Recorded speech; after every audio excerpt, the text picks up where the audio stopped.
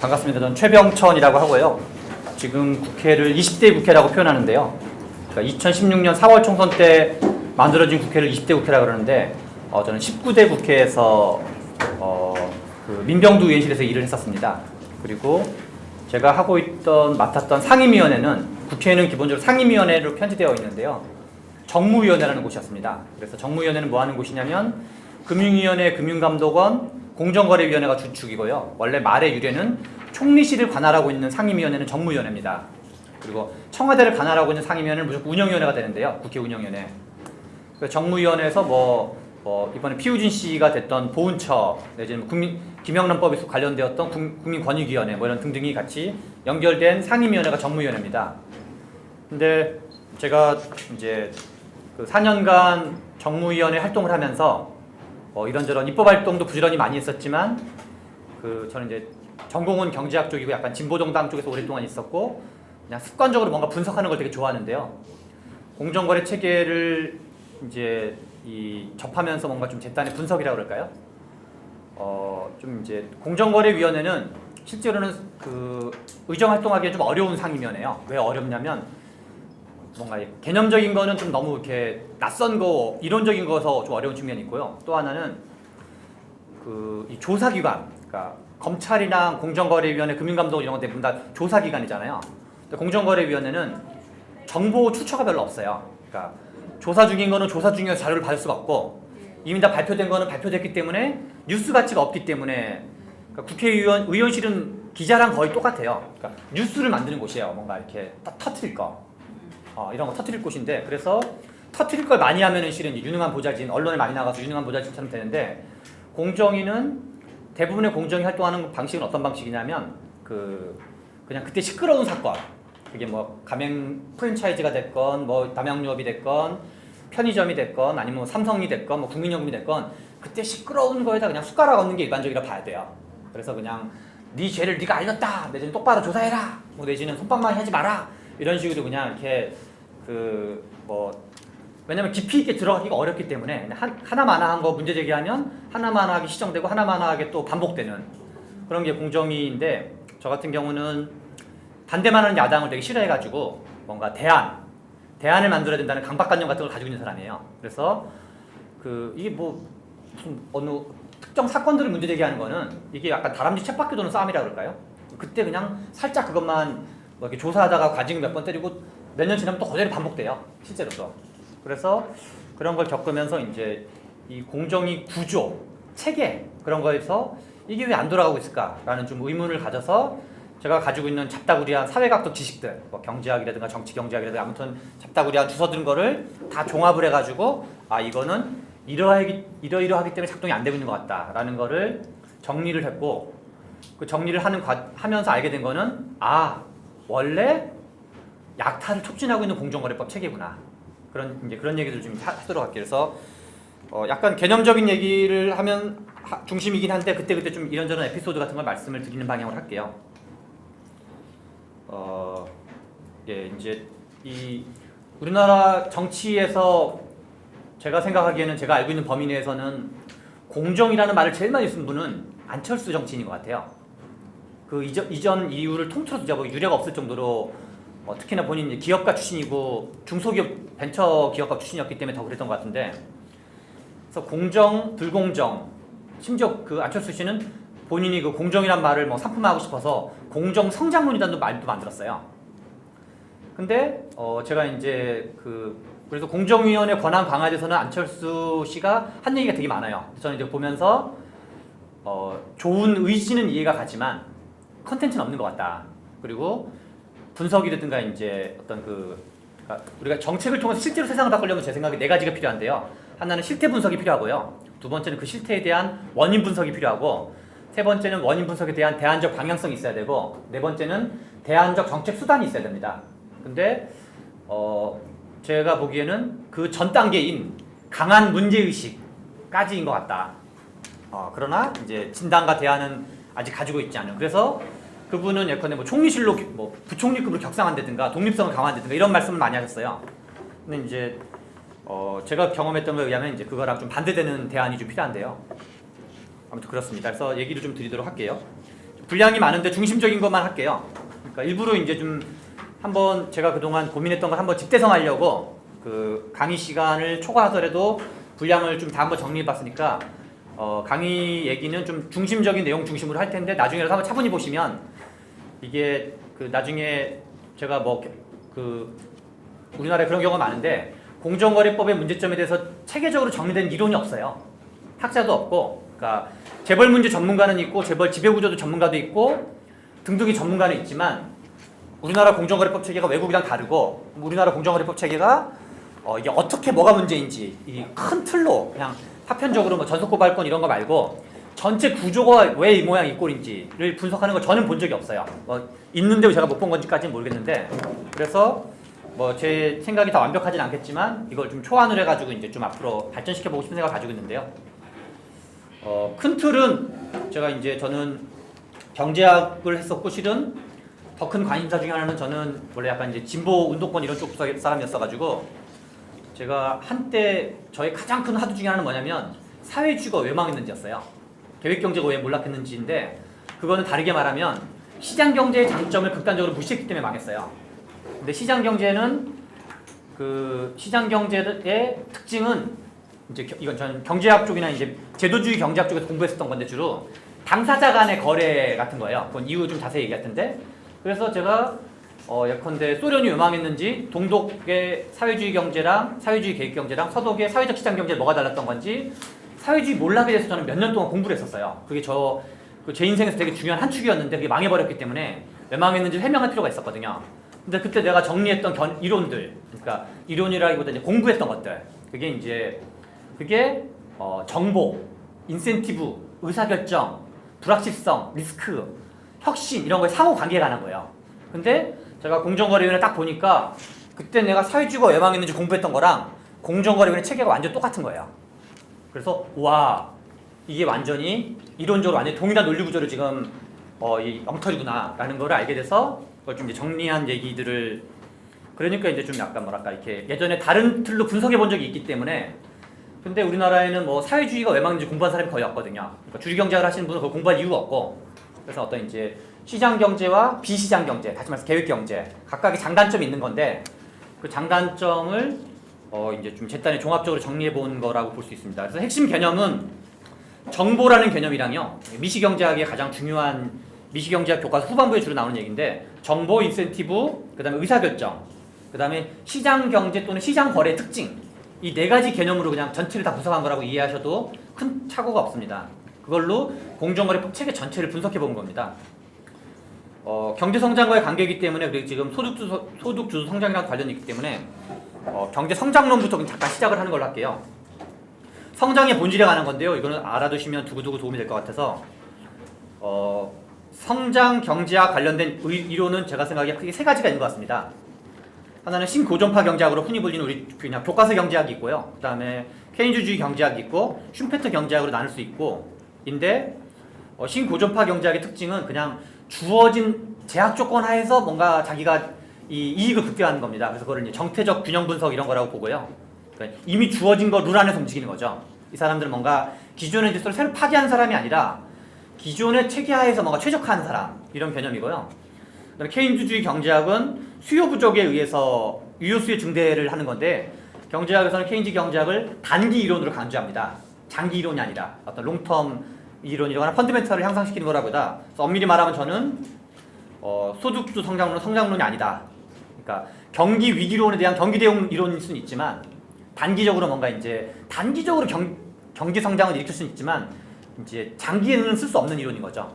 그게 이제 근데 우리나라는 이제 한국은행이 얼마 전에 금리 인상을 얘기했던 것처럼 지금 경기가 과열조짐이 있는 게 지금 우리나라의 현재 상황이거든요. 아무튼 그런 거고 슈페터 경제학의 특징은 경제학을 통틀어서도 기존의 질서를 파괴하는 동태적 이론이 별로 없는데 대표적인 사람이 슈페터입니다.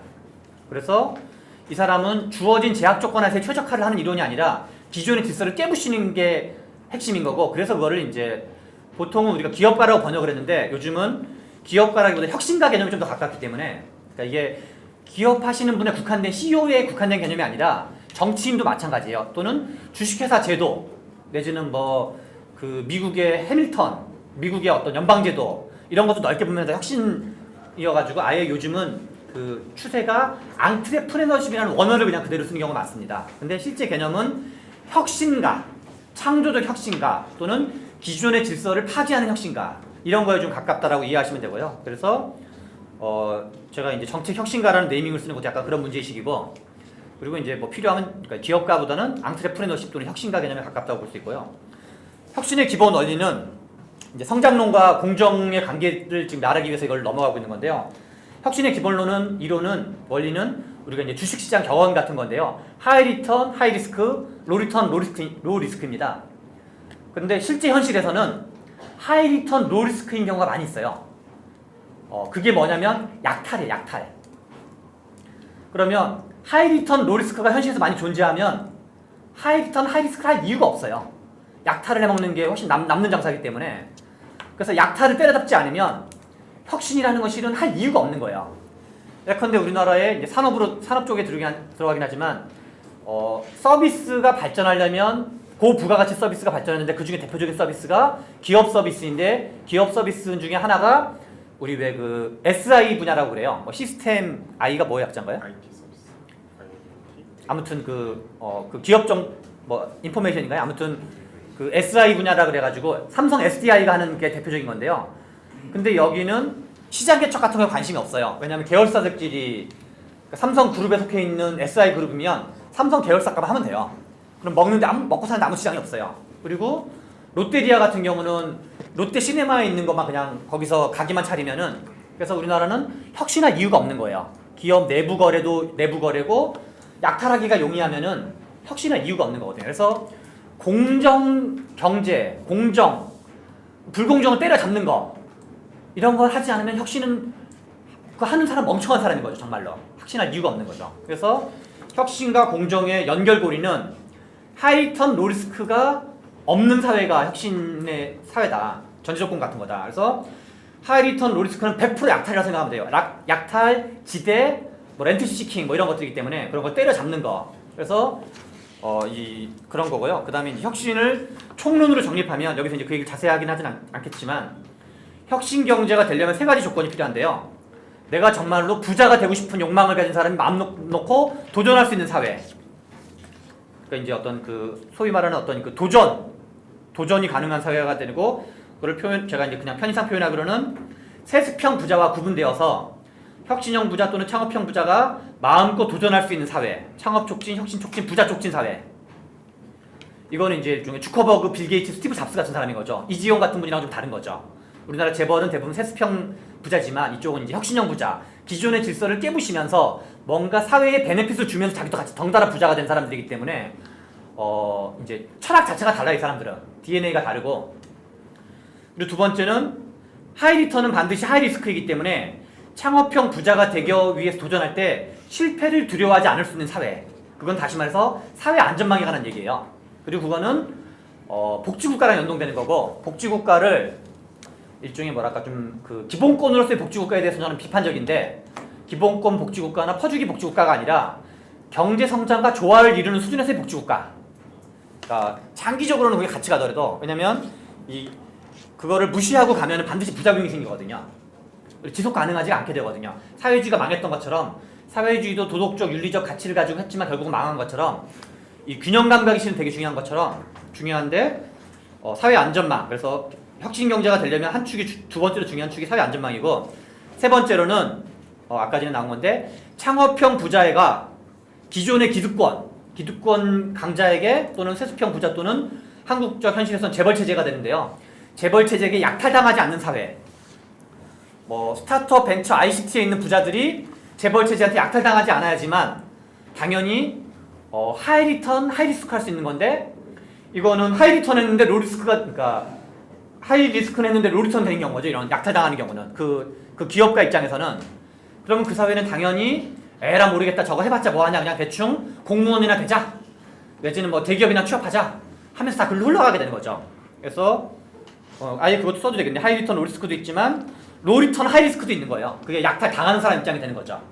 약탈하는 사람 입장에는 하이 리턴 로 리스크인 거고, 약탈 당하는 입장에서는 리스크는 잔뜩 졌는데 편익이나 어떤 수익 이런 건 없는 거고.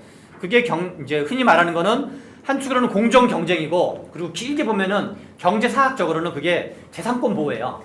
그래서 우리나라가 조선 말기에는 왜 경제 성장을 못하고 일본은 메이지 유신 이후에 왜 이렇게 경제 성장을 잘하고 어쩌고저쩌고 등등이 다 관련되는 게 재산권 보호 이론과 관련돼 있어요. 그래서 크게 혁신적 경제 성장에 관한 일반 이론은 세 가지로 정리하면 누구나 마음껏 도전할 수 있는 사회. 두 번째는 패자부활전이 가능한 사회 안전망. 세 번째는 그러니까 이 약탈당하지 않는 사회. 그리고 그 어떤 자기가 한 것이 재산으로 실제로 이제 그 자기가 될 수 있는 사회. 이거를 약간 디테일하게 들어가면 이게 창업시장으로 가면은 하나는 이걸 회수시장이라고 그러는데요. 이 인수합병 시장이라고 표현하고 또 하나는 상장시장이라고 표현을 해요. 그래서 인수합병 시장과 상장시장이 발달이 돼야지만 이게 자기가 혁신 투자한 게 되팔아서 가든 아니면 이제 주식에 상장을 해가지고 돈을 받든 이런 방식인 거죠. 그게 일종의 일반 이론 전체가 되는 거고요. 그 다음에 이제 그 중에 그러면 실은 제가 보기엔 공정성장이란 말도 적합한 말은 아니에요. 그 중에 이제 공정이라는 말은 이 약탈당하지 않는 사회가 핵심인 거기 때문에 그 중에 한 축 정도가 공정이라고 봐야 되는 거죠. 혁신 경제로 가기 위한 이행의 한 축 정도가 공정이라고 봐야 되는 정도가 제가 보기엔 적절한 것 같고요.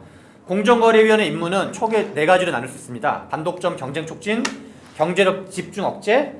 경제력 집중 억제는 그냥 재벌 규제라고 생각하시면 됩니다. 순환 출자, 대주 적격성, 금산 분리, 등등 이런 게 다 이제 그런 거 해당하는 거고요. 그 다음에 불공정 거래 행위 규제. 이걸 이제 그냥 쉽게 가불관계 규제로 생각하시면 되고, 네 번째가 소비자 보호인데요. 여기서 재밌는 거는 외국의 공정거래법 체계에는 1번만 미션으로 가진 나라도 많다는 겁니다. 여기에서는 자세히 안 썼는데 공정거래법의 풀 네이밍이 되게 재밌습니다. 독점 규제 및 공정거래에 관한 법률이에요. 근데 실은 독점 규제법과 공정거래법은 다른 법률이에요. 이건 왜 중요하냐면 독점 규제는 여기서 그중에 1번에 해당하는 겁니다. 1번. 반독점 경쟁촉진법이 독점 규제법이고, 실은 외국에 많은 법은, 미국이나 독일에 있는 법은 독점 규제법이에요. 그러면 예컨대 독점 규제법만 있는 나라가 있는데, 독점 규제법만 있는 나라는 어떤 방식이냐면, 예를 들면은 어느 사회에 기업이 총 10,000개가 있는데 그 중에 대기업이 100개가 있다. 그러면 독점 규제법 있는 나라는 그 100개만 집중적으로 감시하는 거예요. 그러니까 처벌도 많지 않고 감시하는 것도 많지 않고 강력하게 감시하는 거죠.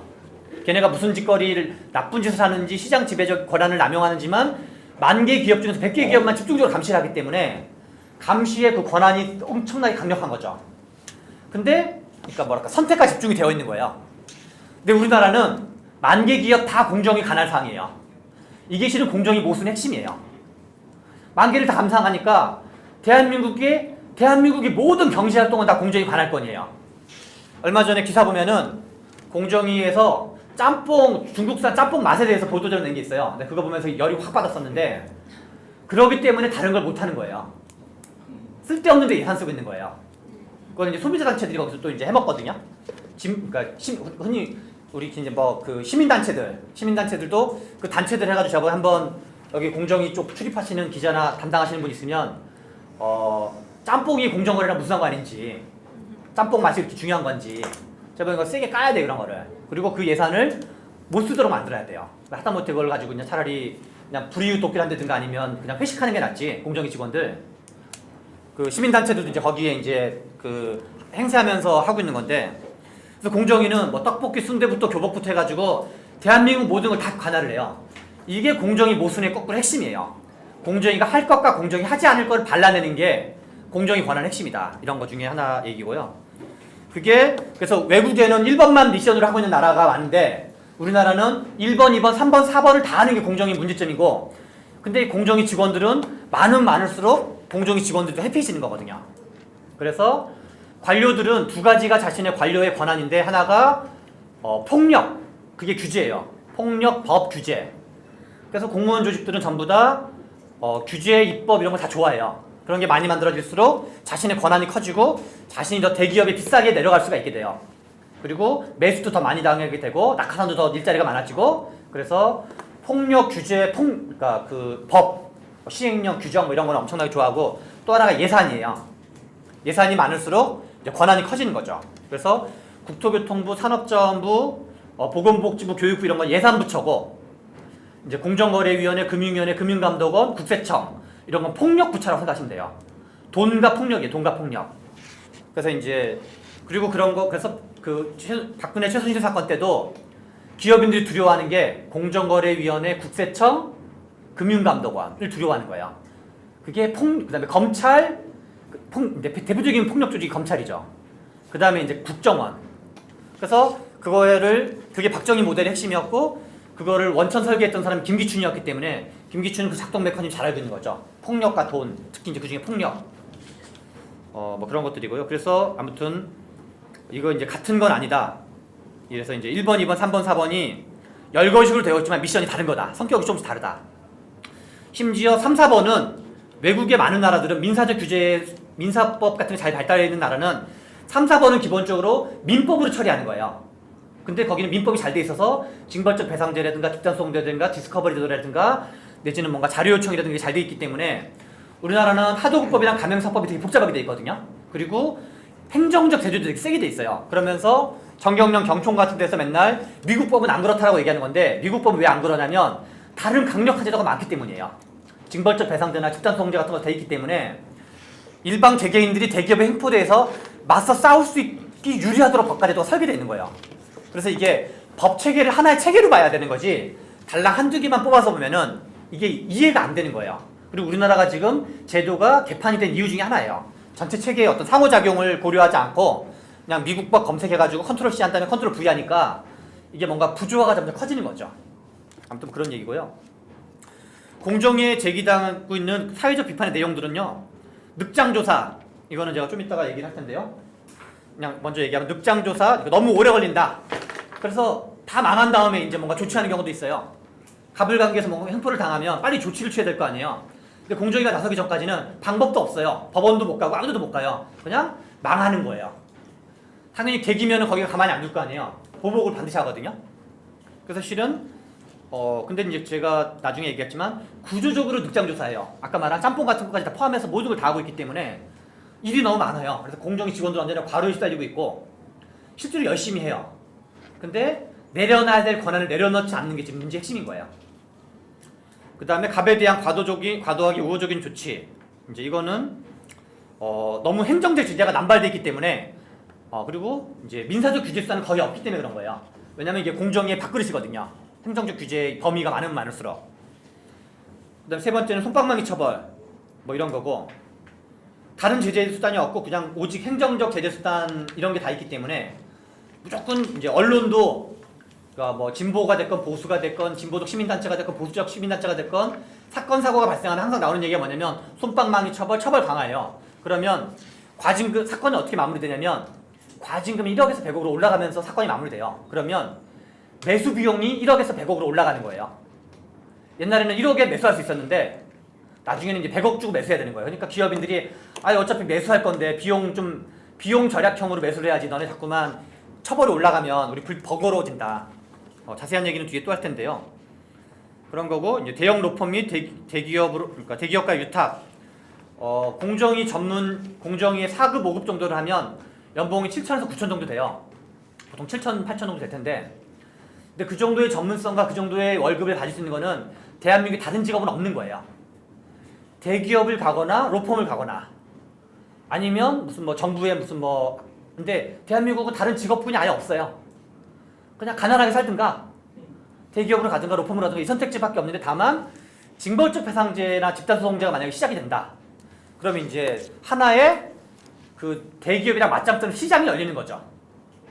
그러면 좀 딴 데로 갈 수 있어도 대부분의 공무원들은 그 우리 세상살이랑 더 비슷하게 나쁜 사람들은 아니에요. 소명감을 가지고 하는 사람들이 되게 많은데 직업군 자체가 없기 때문에 글로 가게 되는 거예요. 아무튼 뭐 그런 정도고 그 다음에 이제 전속 고발권은 뭐 독점 문제 이거는 이제 좀 이따 자세하게 얘기하겠지만 공정거래위원회 본질적인 미션은 경쟁촉진위원회예요. 근데 공정위가 자신의 권한 내에서는 독점을 주장하고 있는 거예요. 경쟁을 반대하고 있는 거죠.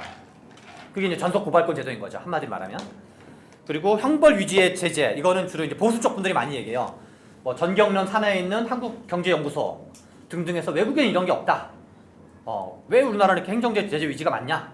근데 그 외국에는 왜 그런 게 없냐면 슈퍼 울트라 강력한 징벌적 배상제, 집단소송제, 디스커버리제도 같은 강력한 민사적 규제 수단들이 있기 때문에 그런 거예요.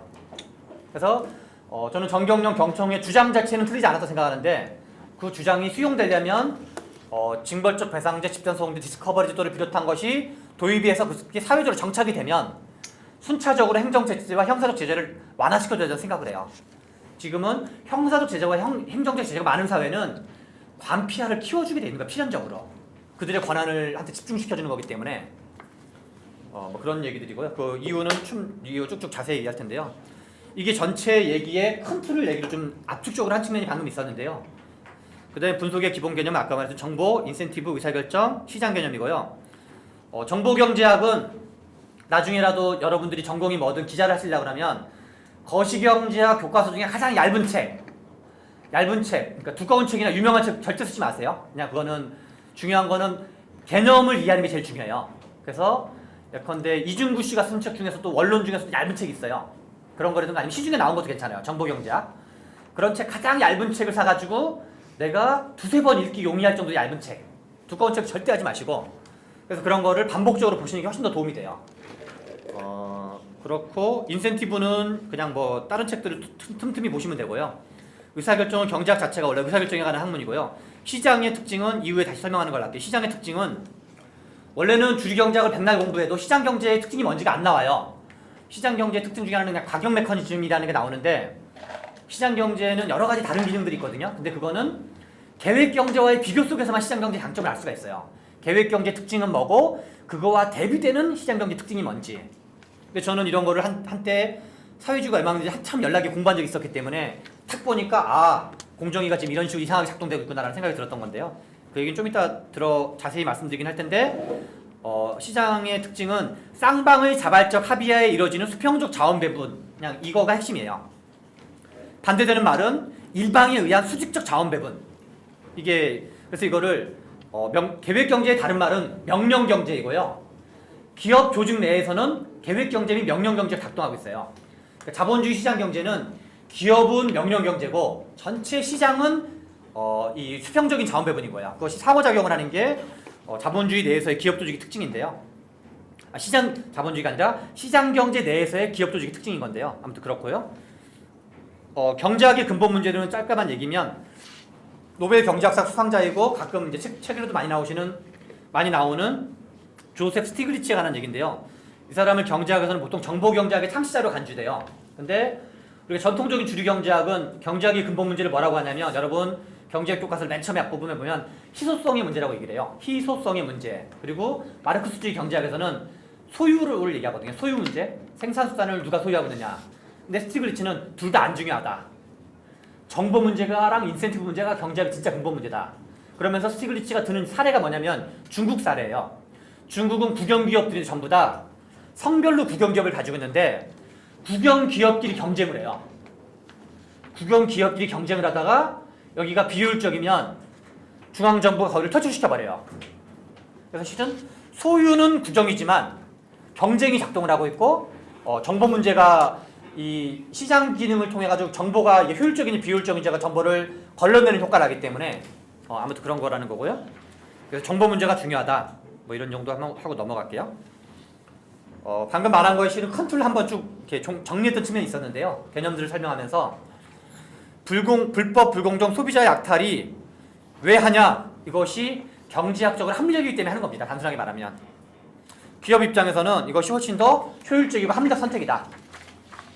그거를 좀 구상하게 표현하면 불법 불공정의 기대 편익, expected benefit이라고 보통 이제 예상하는 어떤 기대 이익, 예상하는 이익이 불법의 기대 편익이 불법의 기대 비용보다 크기 때문입니다. 대한민국은 왜 불법이 만연되고 불공정이 만연되냐? 대한민국이 뭔지 모르지만 뭐 공정거래법 체계를 포함해서 실은 형법 문제라서 넓게 보면 연결되어 있는 건데요. 불법하기 유리하도록 설계되어 있는 거예요. 그런 거가 핵심이고요. 그러면 불법 불공정의 기대 편익은 뭐에 의해서 좌우되냐? 변수가 뭐냐? 하나가 적발률입니다. 적발 가능성과 또 하나가 적발되었을 경우 얻어 터지는, 그러니까 편익은 내가 이제 안 걸리고 얻는 이익, 불법으로 인한 기대 이익 이거고요. 기대 비용은 불법 불공정의 기대 비용은 적발 확률과 또 하나는 적발되었을 경우 얻어 터지는 그 제재의 강도, 예컨대 뭐 사형을 시켜버린다든가 감옥을 보낸다든가 뭐 등등등등, 아니면 과징금이라든가 이런 게 맞물리겠죠. 그래서 제일 두려워하는 건 형사처벌이에요. 돈은 하나도 두려워하지 않고, 왜냐면 걸릴 확률도 별로 없기 때문에. 그래서 이번에도 그래서 주진영 대표 같은 사람이 사법개혁의 중요성을 얘기하는 게, 땅이 한 번 보내는 게 마땅이다. 제도 백날 만들어봤자 그냥 있는 제도 가지고 감옥 한 번 보내면 가급적 다시는 안 그런다. 그래서 주진영 대표가 사법개혁 얘기하는 게, 걸렸을 때 그 이 집행유예가 아니라 실제로 그냥 실형을 그대로 살게 만드는 거, 있는 거 가지고도. 그래서 김상조 공정거래위원장이 엄정한 법 집행을 강조하는 이유가, 약간 그 사람이 우클릭해서 그런 게 아니라 땅에만 제대로 확실히 보내도 재발 방지 가능성이 강력하다는 거거든요. 지금 이재용 씨도 미래 전략실 다 없애버렸잖아요. 구조본부 역할하는. 땅에 가자마자 없애버렸거든요. 아마 앞으로도 제가 보기에는 그 복구를 그런 식으로 안 할 가능성이 높을 건데, 한번 빵에 갔다 오면은 사람의 세계관이 바뀌게 되거든요. 근데 중요한 거는 적발 가능성은 무엇에 의해서 결정되냐가 핵심인 거예요. 그게 정보예요, 정보. 정보의 특징이랑 완전히 연결되어 있는 거고, 공정거래위원회가 다루고 있는 거의 모든 분야는 은밀한 정보예요. 당사자만 아는 정보인 거예요. 그러니까 경제력 집중 억제는 보통 내부 거래 비율 이런 다 서류 더미를 가지고 파악하는 거예요. 서류 더미 가지고 파악할 수 있는 재벌 관련된 규제는 거의 대부분이 서류 더미 가지고 파악할 수 있는 건데, 나머지 담합, 불공정, 소비자 등쳐먹고 이런 거는 다 며느리도 모르고 시어머니도 모르고 공정위 직원도 모르고 그 피해를 당한 당사자, 그리고 같이 뭔가 불법을 모의한 당사자, 담합을 한 당사자만 아는 정보인 거예요. 정보를 아는 당사자에게 인센티브가 있냐 없냐가 적발 가능성을 규정하는 핵심인 거야. 근데 우리나라 공정거래법 체계 및 다른 법 체계는 정보를 갖고 있는 사람한테 인센티브가 체계적으로, 조직적으로, 계획적으로 차단돼 있어요. 그래서 왜 그러냐? 그게 공정위 직원의 권한이랑 연동돼 있거든요. 그거를 풀면 풀수록 공정위 직원의 권한이 약해지는 거고, 이건 공정위만 그런 게 아니라 대한민국의 모든 관료주지가 다, 관료주기거나 다 마찬가지인 거예요. 그게 우리나라? 예. 예? 아, 그래요. 그거는 좀 이따 이제 할게요. 그거는 차근차근 할 건데, 아무튼 그렇다는 거고, 그래서 이제 표 하나 제가 부지런히 만들었던 표였는데요. 의원실에 있을 때. 신고 사건이 있고, 신고 사건은 뭐냐면 공정으로 접수가 들어온 거예요. 질문하신 거는 제가 설명할 예정이어가지고 뒤에다 같이 하는 걸로 할게요. 뒤에 좀 나오거든요. 공정위 사건은 크게 두 가지 방식으로 이루어지는데, 하나는 신고가 들어온 거, 할지 말지 하는 거고, 또 하나는 자기네가 직권 인지한 거예요. 그게 뭐 내부 제보로 들어갔건 뭐 하든 간에, 야 저거 한번 조사해봐야 되겠다. 근데 이거는 그 중에서 신고한 사건 1, 2, 3, 4년치 정도 기준 자료예요. 공정거래법 등등은, 공정거래법은 저 정확한 기억은 안 나는데 총 18개가 아마 공정이 관할 법안이 있는데요. 그 중에 메이저 법은 이 위에 있는 법들이에요. 공정거래법, 하도급법, 가맹사법, 대규모유통법 정도가 메이저 법이고, 나머지는 뭐 표시광고법 어쩌고저쩌고 등등은 비교적 이제 덜 중요한 법들이고, 근데 아무튼 이것만 보시면 돼요. 전체 신고 사건 대비 무혐의 등 이게 72.8%예요. 그 다음에 이제 경고는 뭐냐면요. 경고 다음이 시정공고, 시정명령인데, 경고가 19.4%고, 시정공고, 시정명령이 합쳐서 5.1%고, 과징금이 1.2%, 검찰고발이 0.7%예요. 그럼 이제 개념을 잠깐 설명드리면, 경고는 뭐냐면 세상 아무도 모르게 그 갑질한 당사자한테 귓속말로 앞으로 하지마 이렇게 속삭여주는 게 경고예요. 그래서 경고 누가 먹었는지 몰라요. 그리고 그 사람이 만약에 경고를 통해서 그동안 나쁜 짓을 통해서 만약에 그 사람이 100억을 벌었잖아요. 그 100억은 토해내지 않아도 돼요. 그냥 경고예요. 앞으로 하지마. 이게 경고제도예요. 시정명령은 뭐냐면 앞으로 하지마! 이렇게 큰 소리로 말하는 게 시정명령이에요. 그래서 다른 사람도 들리게 말하는 게 시정명령이고, 아무도 안 들리게 말하고 그 당사자밖에 몰라요. 경고를 받았는지 안 받았는지 몰라요. 그게 경고제도의 특징이에요. 시정명령, 시정공고는 앞으로 하지마라고 이제 공지를 하는 거예요. 공지. 아무개 기업은 앞으로 하지 마십시오. 역시 그 사람이 100억을 벌었던 1000억을 벌었던 그거는 건드리지 않아요. 그러니까 막 이렇게 나쁜 짓 하다가 걸리면 그때부터 그만하면 되는 거예요. 과징금은 뭐냐면 행정적 제재인데, 과징금의 원칙적 철학은 부당 이익을 회수하는 거예요. 근데 이게 매우 낮아요. 근데 건설사 담합비리 같은 경우는 수조 원을 벌어요. 근데 내는 거 얼마 안 돼요. 그러니까 걸릴 확률도 적은데 걸려도 얼마 안 내요. 그러니까 가급적이면 제가 건설 쪽은 보니까 여기에는 이제 가불관계 이슈는 아니어서 안 썼는데 건설 산업 자체가 담합 산업이에요. 그래서 기사 검색하면 건설사 담합 짜장면이라고, 그러니까 중국집이라고 검색을 하면 기사가 나와요. 자기네들끼리 그 사다리 타가지고 담합 순서를 결정한다는 거예요. 중국집에서. MB 때 실제로 그렇게 했다는 거거든요. 돌아가면서 그냥 담합하는 거예요. 이번에는 안무개에서 A에서 다 물어주고 다 몰아주고 그래서 이제 입찰해가지고 신용만 하는 거예요. 그런 게 허다한 거예요. 허다. 그래도 뭐 나중에 MB처럼 이제 다시 또 그 면제해주고 막 그래요. 참여해주고.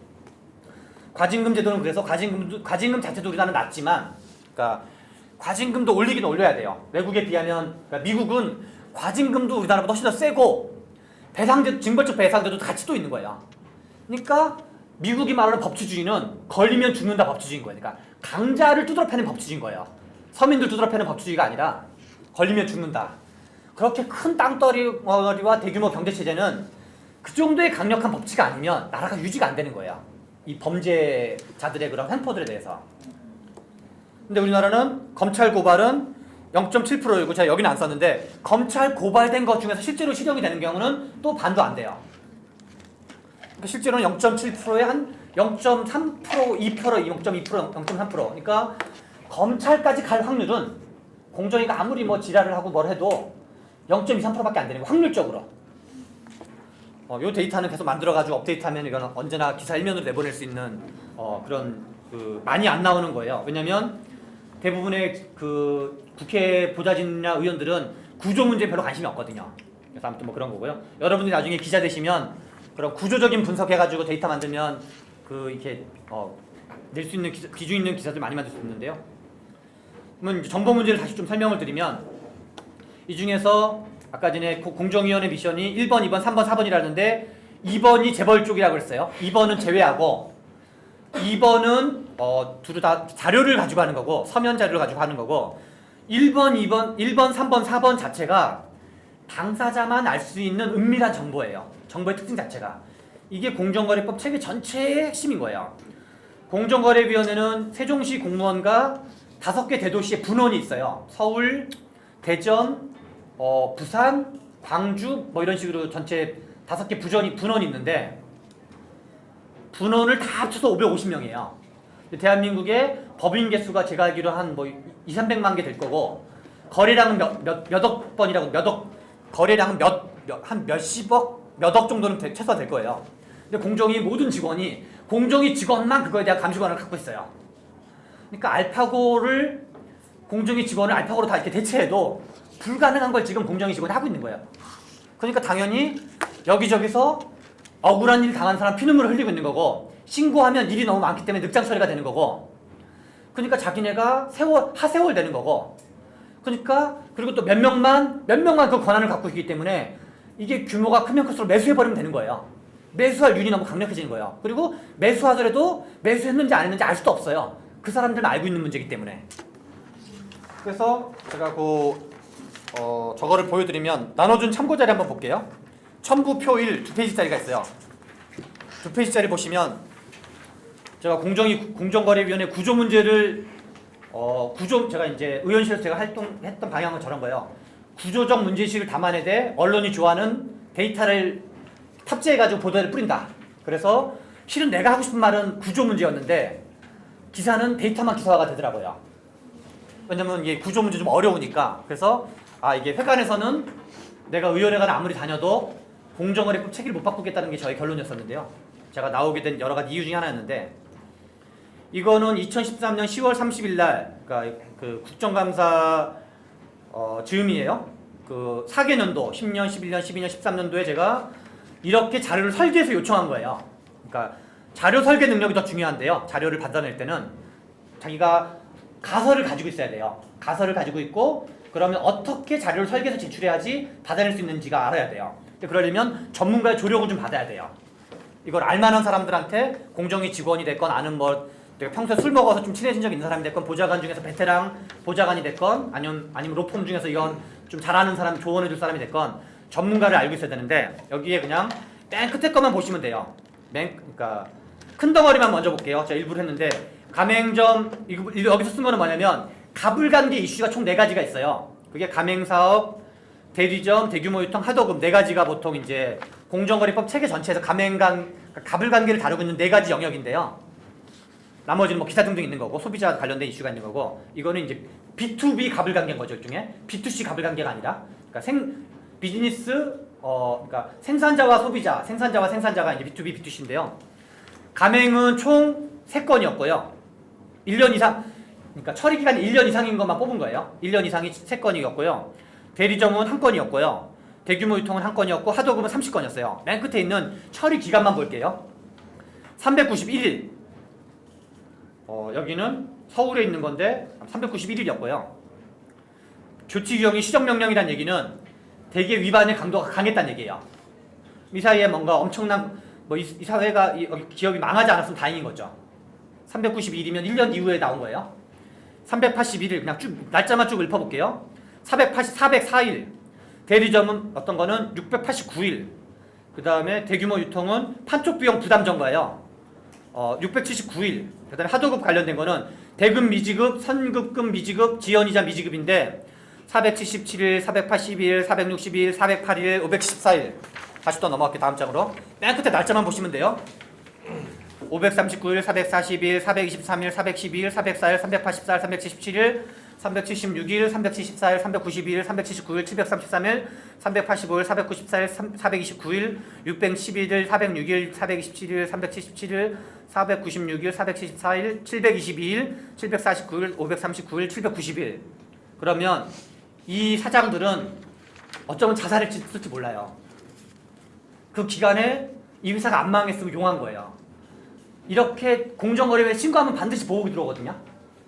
이 새끼야 너 나한테 개기는 거야? 내가 너를 그동안 먹여 살렸는데 이 배운 망덕한 놈 이렇게 돼요. 실제로. 왜냐면 이게 장기적으로 연속적인 계약이기 때문에 자기 신분을 노출시키는 거예요. 근데 그럼 언론이나 국회가 하는 방법은 뭐냐면 늑장 처리하지 말고 빨리 처리하라고 얘기를 해요. 근데 원래 그럴 방법은 없는 거예요. 계속 현상만 지적하는 거예요. 그냥 늑장 처리하지 마라. 왜냐면 국회의원이나 보좌관이나 기자나 그것만 문제제기하기로 자기 먹고 사는 시장이 없거든요. 그러니까 세상을 실제로 바꾸고 싶어서 활동하는 거랑 문제제기하는 거랑은 차원이 다른 거예요. 그러니까 그냥 공정거래위원회는 그러면 앞으로 빨리 처리하도록 하겠습니다. 답변하고 그냥 그 사안은 끝나는 거예요. 그러나 바뀔 수는 없는 거예요. 그러면서 얘기하는 게 뭐냐면 공정이 직원 늘려주십시오. 우리 업무량이 너무 많기 때문에 도저히 할 수가 없습니다. 그게 아니라 권한을 내려놓도록 만들어야 되는 거죠. 권한을 내려놓도록. 그래서 전속고발권 등등을 욕할 때, 만약에 깔 때는 이런 거를 조사해서 같이 덤탱이를 씌우면서 까야 되는 거예요. 이게 왜냐면 상호 맞물려 있는 모순 관계거든요. 이거고 그 다음에 낙하산은 하나만 보여드리면 나눠줬던 한 장짜리 이거는 김혜영 의원실에서 냈던 보도자료에 나왔던 데이터인데요. 2012년부터 2016년 사이에 4급 이상 공정거래위원회 퇴직 공무원 전체 현황이에요. 근데 다 대기업과 로펌에 있어요. 안 봐도 비교해요. 왜냐면 그런 회사밖에 없어요. 그 정도 급여 받는 사업장 자체가. 그러니까 이게 이제 좋든 나쁘든 유착이 점점 되는 거죠. 그러니까 이게 합법적 유착이든 불법적 유착이든 비도덕적 유착이든 도덕적 유착이든 유착 자체는 불가피한 거예요. 현재 구조에서는. 그런 얘기고 정보 문제의 중요성 반독점 담합 불공정 거래 소비자 보호 이슈는 전부 다 당사자만 알 수 있는 은밀한 정보이다. 이런 거고요. 그 다음에 그게 핵심이고 그러면 당사자만은 알 수 있는 은밀한 정보의 경우는 해법의 핵심은 뭐냐면요. 4페이지에 나와 있는 도표예요. 제가 그냥 만든 개념도예요. 개념도. 혹시 한겨레 신문 보도 나간 거 혹시 보신 분 있어요? 보신 분 없어요? 여기 한꺼번에 오신 기자 지망생 분들은 아직 못 보셨던 것 같은데요. 제가 만든 말이 이거 개념도인데요. 약탈 촉진형 공정거래법 체계. 그러니까 공정거래위원회가 관할하는 법안은 제가 정확한 팩트는 기억은 아닌데 아무튼 18개 법안이에요. 제가 기억하기로는. 그래서 그 체계 전체를 다 같이 봐야 되는 거예요. 그 중에 모법이 공정거래법인데요. 그래서 이제 이 공간이 좁아가지고 공정거래법이라고 썼지만 실제로는 공정거래법 체계로 봐야 돼요. 공정거래법 한 개의 법안이 아니라 지금은 약탈 촉진형 체계인데 불법 정보를 알만한 사람에게 인센티브가 차단돼 있어요. 그러니까 그 사람은 불법 불공정과 싸우는 방법이 없는 거고 그런 의사결정에 참여할 할 이유가 없는 거고 공정위에 신고하는 방법밖에 없는 거예요. 근데 공정위는 자기한테 먹고 살기 편하도록 제도가 설계돼 있어요. 그러면 약탈 규제형 공정거래법 체계를 바꾸려면 뭐냐? 핵심은 불법 정보를 알만한 사람에게 강력한 인센티브를 부여해주는 거예요. 한마디로 부자 될 수 있도록. 불공정 및 불법과 맞서 싸우면은 속된 말로 한몫 챙길 수 있도록 도와주면 맞서 싸우게 되는 거예요. 그러면 그 사람이 다 전사가 돼요. 전사가. 불법 불공정과 맞서 싸우는 수사가 되고 전사가 되는 거죠. 그게 미국식 공정거래법 체계인 거예요.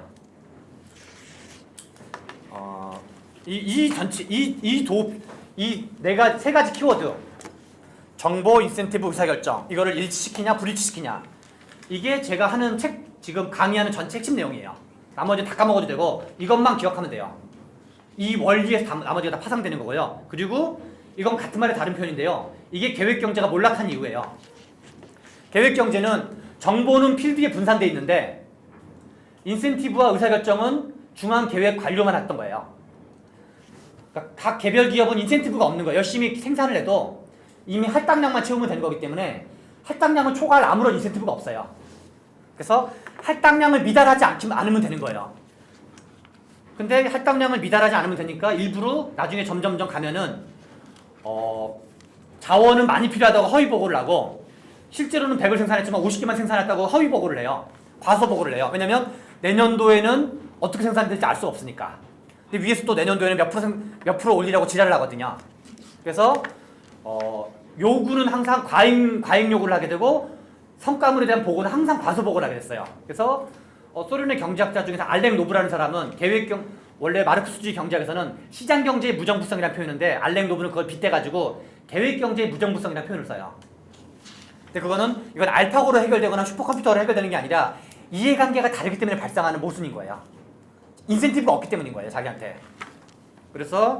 그리고 제가 말한 이 정보 인센티브 의사결정은 대한민국 모든 관료 체계랑 다 똑같아요.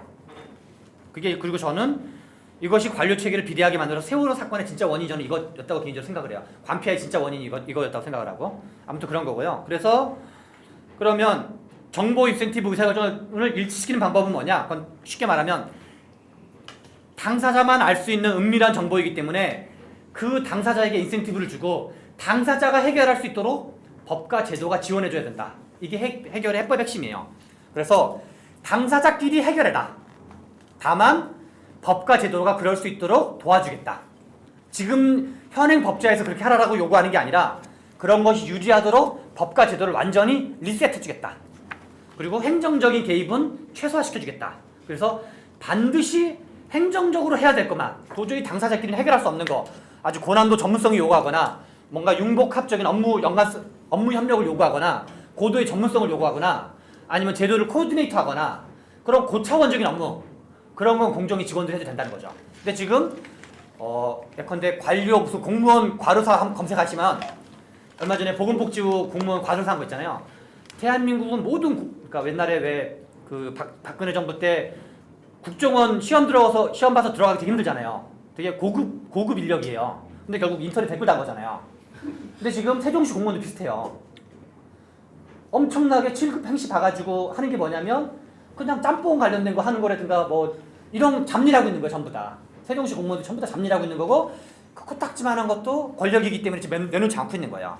그런 걸 다 내려놓게 한 다음에 훨씬 더 고급스러운 업무 필요하면 월급을 더 줘서라도 그렇게 해야지만 이제 어떤 행정 개혁이 될 수 있고 실은 불필요한 관료들을 줄일 수도 있어요. 실은 그러면 건데요. 그래서 당사자 간 해결을 돕는 방향으로 법과 제도를 정비하면 되는 건데요.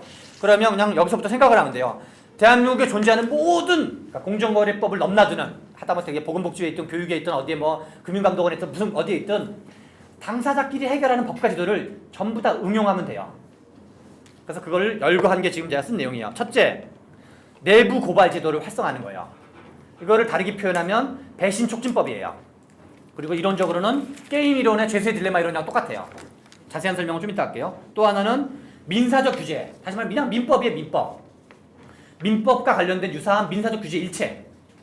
민사적 규제에 유사한 건데 행정적으로 처리하는 게 포상금 제도예요. 작동 원리는 똑같은 거예요. 그 다음에 인류 역사에서 당사자 간 해결하는 대표적인 제도 중에는 노동 3권이 있어요. 노동 3권과 민법의 차이점은 뭐냐면 단결해서 협상하는 거예요. 그래서 민사적인 거는 법원을 가서 당사자끼리 해결하는 거라면 4인 대 4인 관계를 다루는 게 민법이라면 노동 3권의 기본 원리는 뭐냐면 힘의 비대칭을 인정한 상태에서 자본가는 힘이 세고 대기업은 그러니까 기업가는 힘이 세기 때문에 고용주는 힘이 세고 노동자는 분산돼 있고 힘이 약하기 때문에 당사자끼리 해결은 하되 너네는 단결해서 당사자끼리 해결하라. 그게 노동 3권 제도예요. 그래서 민법의 연장이 노동 3권인 거예요. 저는 그 이론적으로 법학계에서 헌법보다 민법학자가 더 우월시 봤거든요. 저는 처음에 이해가 안 갔어요. 근데 지금은 그게 이해가 돼요. 당사자 간 해결하는 게 제일 좋은 거예요. 그래서 민법, 시장경제의 이론적 공통점이 뭐냐면 사적 자치예요. 그래서 제가 민법의 이 원리를 딱 깨달은 다음에 그래서 이게 공통점이 사적 자치였구나. 그래서 내가 시장경제의 장점을 공부했던 게 민사적 규제가 저는 이게 거부감 반응 없이 금방 그 이론적으로 탁 수용이 됐던 이유가 이게 같은 원리였구나. 그 공통점이 사적 자치예요. 사적 자치 왜 그러냐? 당사자끼리 해결하는 게 제일 좋기 때문에 그런 거야. 그리고 이거를 이론적으로 표현하는 정치 사상이 뭐냐? 자유주의예요. 얘기 좀 이따 자세히 할 텐데요. 포상금 제도, 그다음에 협상과 민법의 차이는 아까 말했듯이 단결해서 협상하는 거. 이거는 협상의 본질은 서로 쇼 붙이는 거예요.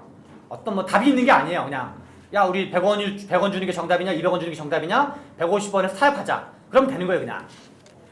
그리고 또 같은 제도의 연장이 조정제도예요. 조정. 그러니까 사건이 터지기 전에 협상하는 게 있는 거고 사건이 터진 다음에 협상하는 게 조정제도라고 생각하면 돼요. 그래서 공정거래위원회에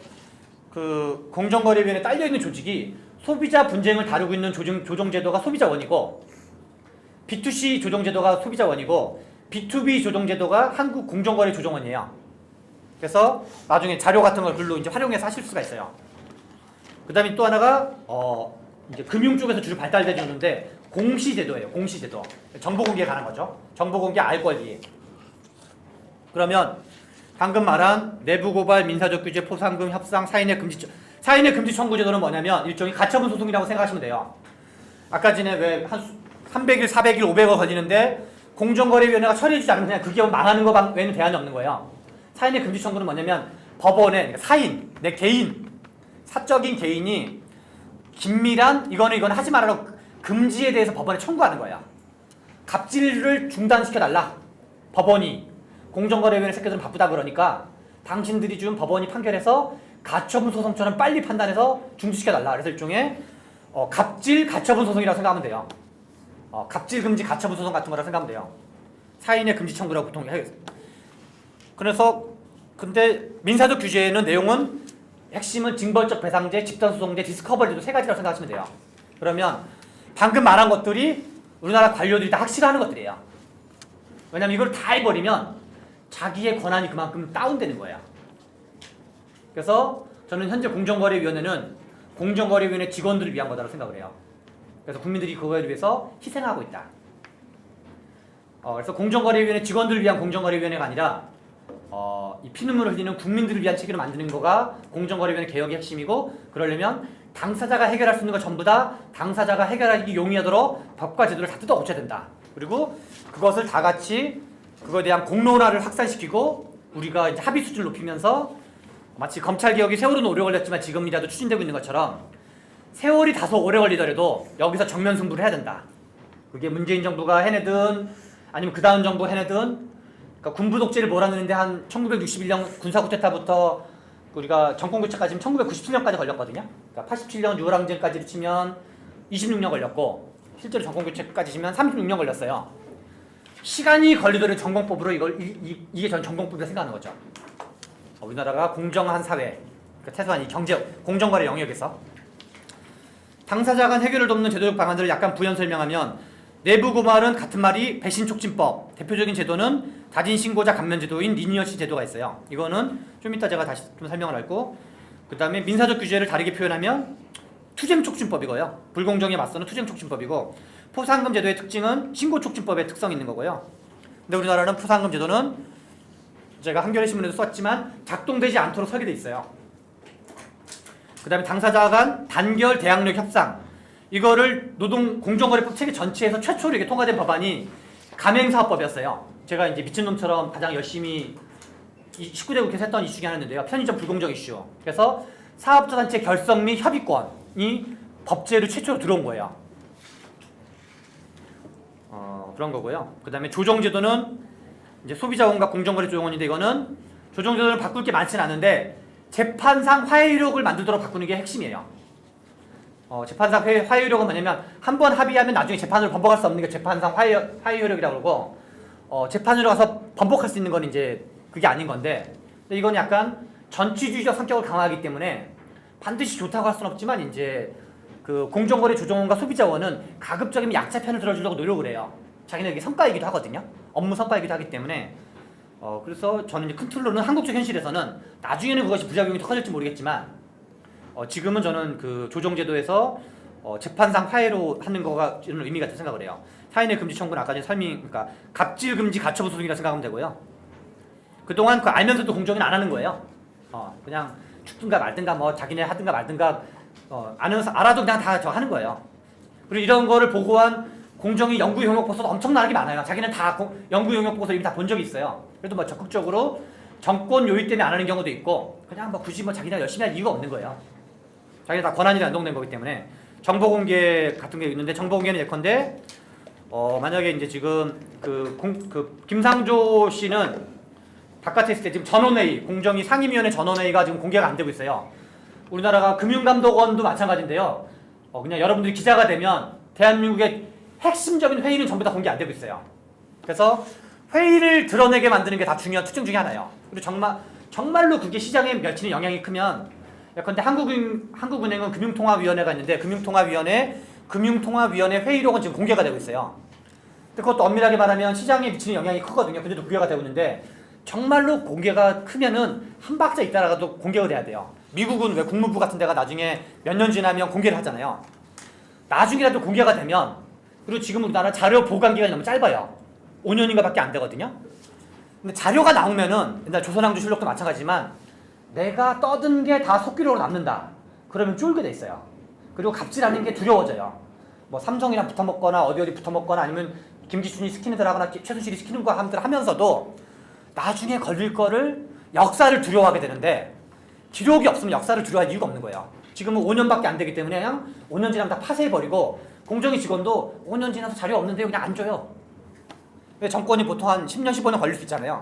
제가 보기에 그 자료 보관 기간을 늘리게 만들어야 돼요. 아무튼 그런 거. 존속 고발권은 자기네만 대한민국의 모든 불공정을 그 550명만 관할할 수 있도록 만든 게 공정거래, 그러니까 전속 고발권이고요. 그래서 공정거래위원회 본질적인 미션이 경쟁촉진위원회인데, 본인들의 권한에 대해서 독점을 고수하고 있다. 뭐 이런 거고요. 담합정보는 담합하는 사람밖에 몰라요. 갑 A, 갑 B만 알고 있기 때문에, 둘 중에 한 명이 그러니까 그 두 명이 됐건 세 명이 됐건 걔네들끼리 배신을 촉진을 시켜줘야 돼요. 그래서 배신을 촉진시켜주는 방법은 뭐냐? 배신하면 돈 벌 수 있도록 해주는 거예요. 그래서 이게 단기적으로는 비윤리적인 것처럼 보이지만, 그러면 무슨 일이 벌어지냐면 배신자들끼리 서로 못 믿게 돼요. 그래서 함부로 담합을 안 하게 돼요. 못 믿으니까. 그래서 그러니까 범죄자들끼리 배신을 촉진해가지고 장기적으로는 윤리적인 사회가 만들어지는 거예요. 근데 야당이나 기자들은 담합 가지고 막 니니언씨 가지고 막 뭐라고 욕을 해요. 왜 말이 되는 거냐? 잘못된 죄인들한테 뭔가 하는 게 말이 되냐? 그건 다 멍청한 짓거리예요. 그래서 야당이, 제가 19대 때 있을 때 저와 같이 있었던 민주당의 다른 야당 의원들이나 진보정당 야당 의원도 맨날 그 짓거리 하거든요. 니니언씨 가지고 막 하는데, 그런 사람이 있으면 나중에는 그 사람을 까는 글을 써주세요. 그거는 다 그것이 오히려 장기적으로는 더 윤리적인 사회가 되는 거고, 불공정을 줄이게 된다는 거죠. 물론 낙제로 자세히 봐야 될 게 있는데, 케이스 바이 케이스 측면인데, 원론적으로는 그렇다. 견제하고 뭐 등등 이제 중에 처벌할 걸 안 하는 정도예요. 근데 저는 더 강력한 건 뭐냐면, 예컨대 담합 같은 경우는 과징금리 되게 세거든요. 저는 필요하면 버는 돈의 일정 부분을 줘야 된다고 생각을 해요. 그러니까 성격이 달라지는 건데, 그러니까 공정의 핑계에 불과하긴 하지만, 과징금은 행정적인 처분이어가지고 자기네가 걷는 돈이에요. 근데 필요하면은 예컨대 뭐 우리가 뭐 옛날 4대강 담합을 해가지고 거기서 총 걷어들인 돈이 만약에 그 과징금이 총 예를 들어서 1조 원이다. 실제로 그 정도 나오거든요. 1조를 걷어들였으면 5천억을 주자는 거예요. 5천억은 줘버리면 나중에 서로 담합도 하고 다음에 담합에서 그만두자면 서로 다 이제 신고하러 가는 거예요. 그러면 이제 선착순으로 주는 거죠. 신고는 다 받고 선착순으로 비싼 거 신고한 사람일수록 이제 그 중에 그러니까 국세청이 지금 포상금제도 활성화한 것처럼 그 사람한테 일확천금을 주는 거예요. 부자 될 수 있도록. 그래서 그러면 완전히 업계 사람에는 그 업계 전체에 불신이 주장돼요. 믿을 놈 하나도 없다. 라는 불신이 주장돼가지고 에이 씨발 걸리면 빵 가는 거고 그러니까 꼰질이면은 부자 되는 거고 그러니까 회사를 그만둘 정도의 이익을 줘야 되는 거예요. 왜냐면 보통 우리가 거의 생애소득에 준하는 걸 줘야 돼, 제 생각에는. 근데 그건 이제 과징금이랑 링크시켜야 된다는 거죠, 대신. 그러면 나 그만두고 한몫 챙긴 다음에 뭔가 정의를 위해서 담합은 담합대로 하고 정의는 정의대로 챙기고 돈은 돈대로 벌고 그러면 이제 담합 산업은 그 업종은 담합이 말살당하는 거예요. 그게 한 1년, 2년, 3년만 하면은 불신이 조당석을 못 하게 돼요. 믿을 놈 하나도 없어가지고. 그게 이제 경제학이 가지는 윤리성이라고 생각하는데요. 경제학적인 방법이 실은 윤리적일 수 있다. 대표적인 제도가 리니언시 제도고요. 그 다음에 리니언시 제도 중에서 2005년도 이전에는 리니언시 제도는 우리나라 리니언시 제도는 97년도에 처음으로 뒀는데 그때는 감면을 해줄 수도 있고 아닐 수도 있다라고 돼 있었어요. 그거를 뭐냐면 해줄 수도 있고 아닐 수도 있다를 재량주의라고 그러는데 그러니까 믿을 수가 없는 거예요. 관료들을. 이거를 해외 사례라든가 등등 연구해가지고 공정거래위원회가 2005년도 리니언 시도를 바꿔요. 무조건 해준다. 그리고 다 해준다. 그게 바꾼 개혁의 핵심이에요. 그랬더니 얼만큼 바뀌었냐? 6페이지를 볼게요. 6페이지 표가 나와 있어요. 리니언시 제도개혁 이전과 제도개혁 이후 2000년부터 2004년 5년끼리만 서로 비교한 거예요. 적발 건수 6건, 과징금 47.4억 원이 총 거친 거였어요. 근데 방금 말한 거로 리니언시를 준칙주의, 무조건 해준다. 그 다음에 다 해준다. 라고 바꾸니까 적발 건수 62건, 과징금 6,358억 원이에요. 적발 건수의 증가율은 10.3배, 103%가 증가했고요. 증가율만. 과징금은 134배가 증가했어요. 거기다가 만약에 아까 말했듯이 한몫 챙길 수 있도록 바꾸면 얼마나 많이 증가되겠어요. 그리고 모든 제도를 이렇게 바꾸면은 그러니까 정부가 돈을 가져갈 생각을 하지 말고 정부의 한정된 재원 내에서 그러니까 한정된 과징금 내에서 지금은 그걸 공정위 예산에 약간 부분적으로 전용을 하고 있어요. 그러니까 공정위는 과징금 많이 때려야 돼요. 근데 그게 아니라 그 사람들 꼰지르는 사람들한테 주자는 거죠.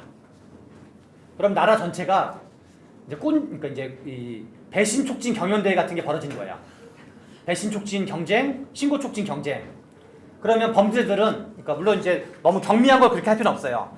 그러니까 그 사회를 위해서 좀 뭔가 이렇게 중요한 거, 특히 이제 건설사 담합이라든가 몇 가지 그런 게 있거든요. 그런 이제 우리가 흔히 생각하기에 좀 헤쳐먹는 거. 그런 거는 경미한 소비자 뭐 이런 거 말고 그다음에 이제 우발적인 그런 거 말고 좀 금액이 크고 이제 좀 중대하고 그다음에 이제 규모가 크고 소비자 이 피해 규모가 크고 이런 거는 하면은 예컨대 옥시 사건 같은 경우도 검찰이 나서기 전까지 안 나오는 건데 전문성을 요구해요. 옥시 사건이 문제인 거는 엄청난 전문가랑 옥시 회사 내부자밖에 모르는 거예요. 아니면 옥시 회사 내부자랑 붙어 먹었던 사람들, 짬짬했던 뭐 김현장이라든가. 김현장도 야 너 그거 배신하면 한몫 챙겨줄게 그러면 김현장에서 막 열심히 활동하다 나중에 배신할 수 있거든요. 그래서 배신 촉진법이 매우 중요하다. 그리고 그거에 이 표다시 3이 걸 입증해주고 있다. 그리고 리니언 제도는 뭐 그렇다는 거고요. 그래서 근데 공정위는 포상금 제도는 이거 다 반대대로 설계놨어요. 재량주의도 됐고 예산도 되게 적고 해줄 수도 있고 안 해줄 수도 있고 되게 불투명하고 적용되지 않도록 설계한 거죠. 리니언 시에서 자기네가 자랑을 해요. 리니언 제도를 우리가 이렇게 개혁이기 때문에 적발률이 올라갑니다. 너무 리니언 시를 욕하지 마십시오. 라고 자랑하면서 다른 모든 제도에는 그렇게 바꾸지 않아요. 자기네 권한을 침해할 여지가 있는 거에서는. 쭉 그건 넘어가고요. 7페이지 하단인데요. 배신촉진법의 기본 원리는 게임 이론의 죄수 딜레마인데 이거는 그냥 표를 참고하시면 되고요. 배신촉진법은 여러분들이 어디를 출입하게 되든 아니면 공무원이 되든 뭐든 간은 이건 하나의 일반 이론이에요. 일반 이론이기 때문에 그냥 게임 이론 죄수 딜레마는 어렵게 이어지지만 그냥 배신촉진법으로 이해하시면 돼요. 그런 사례가 몇 가지 있는데요. 교통범칙금 촌지. 제가 시간이 없어서 자세한 촌지 사례는 얘기 안 하겠지만 옛날에는 촌지가 일반적이었어요. 근데 이거는 우리가 흔히 부정부패. 부정부패는 주는 사람이 있고 받는 사람이 있잖아요. 아까 제가 시장거래 특징이 쌍방의 자발적 합의하에 벌어지는 수평적 교환이라고 표현했는데 부패가 시장거래랑 이론적으로 완전히 동일한 논리구조를 가져요. 부패는 서로 합의에 기반으로 이루어지는 거예요. 그래서 부패는 경제학적으로 의미하면 암시장이에요. 부패 자체가. 그러면 부패를 때려잡는 방법은 암시장에 관한 경제학 이론들이 있어요. 그 중에 하나가 게임 이론이에요. 그래서 모든 부패를 딱 접촉하시면 이 부패의 양상이 어떤지를 봐가지고 한쪽의 배신을 촉진해주는 인센티브를 법과 제도를 통해 설계를 하면 그 부패가 단절되도록 돼 있어요. 그게 교통촌지 근절 정책이었어요. 김대중 정부 등장 이전에는 그러니까 범칙금으로 교통 위반을 해가지고 덜리면 내가 만약에 이게 범칙금이 만약에 30만 원이다. 그러면 10만 원을 교통경찰한테 주는 게 합리적인 거예요. 근데 교통경찰도 그게 합리적인 거예요. 왜냐면 걸릴 가능성이 없는 거예요. 근데 김대중 정부가 뭐를 했냐면 자꾸만 10만 원을 주는 그 운전자한테 거부 의사를 3번 통지했는데 계속 주면은 걔를 감옥에 집어넣어 버리는 거예요. 운전자를. 그러면 대신 1계급 특진을 시켜준다 했어요. 그랬더니 막 서로 이제 경쟁으로 다 꼰질러 버리는 거야. 이제 안 됩니다, 안 됩니다, 안 됩니다. 3번 통제 준 다음에 한 번만 봐줘, 내가 10만 원 줄게 하니까 옛날에 이거 다 받았는데 그래서 옛날에 이거 다 교통경찰 걸로 집 사고 막 그랬어요. 월급은 옛날에는 뭐 공무원 월급 짠 이유가 부패가 엄청나게 많았거든요. 근데 1계급 촉진시켜준다 그러니까 다 처집어 넣어버린 거야 이제. 그래가지고 그 다음에는 감옥 갈까봐 10만 원을 못 주는 거야. 저 경찰 새끼가 나를 처집어넣을지 아닐지 알 수가 없거든요. 이것도 배신촉진법의 원리예요. 그래서 의료 쪽도 이런 게 많거든요. 의료가 돼. 그래서 저는 제가 나중에 검색하시면 차명거래금지법이라고 19대 국회에서 제가 가장 어려웠던 법이 금융실명제법 개정안에서 차명을 규제하는 법규였는데요. 그때 목적의식적으로 배신촉진법의 원리를 감안하고 만든 법이었던 거예요. 그리고 뭐 장시호 촉진법이라고 저는 아직 만들어지지 않은 건데요. 장시호가 어떻게 되는지 알고 계시죠? 미국에는 이게 형법으로 아예 보장되어 있어요. 그게 플리 바게닝 제도예요. 배트맨 중에서 그 나중에 나왔던 배트맨 있잖아요. 거기에 배트맨 1탄을 보면은 그 주인공 걔가 이제 아버지를 살해했던 범인이 플리 바게닝 때문에 땅에서 나와요. 공동범죄에서는 그러니까 범죄자가 총 10명이다. 그러면 범죄 정보는 그 10명밖에 모르는 거예요. 근데 플리 바게닝 제도를 해가지고 걔는 형을 면제시켜주는 거예요. 그러니까 이제 특히 경제범죄 이런 거 적용을 하면 아무튼 다 걸리는 거야. 그냥 어지간하면 다 걸리게 돼 있어요.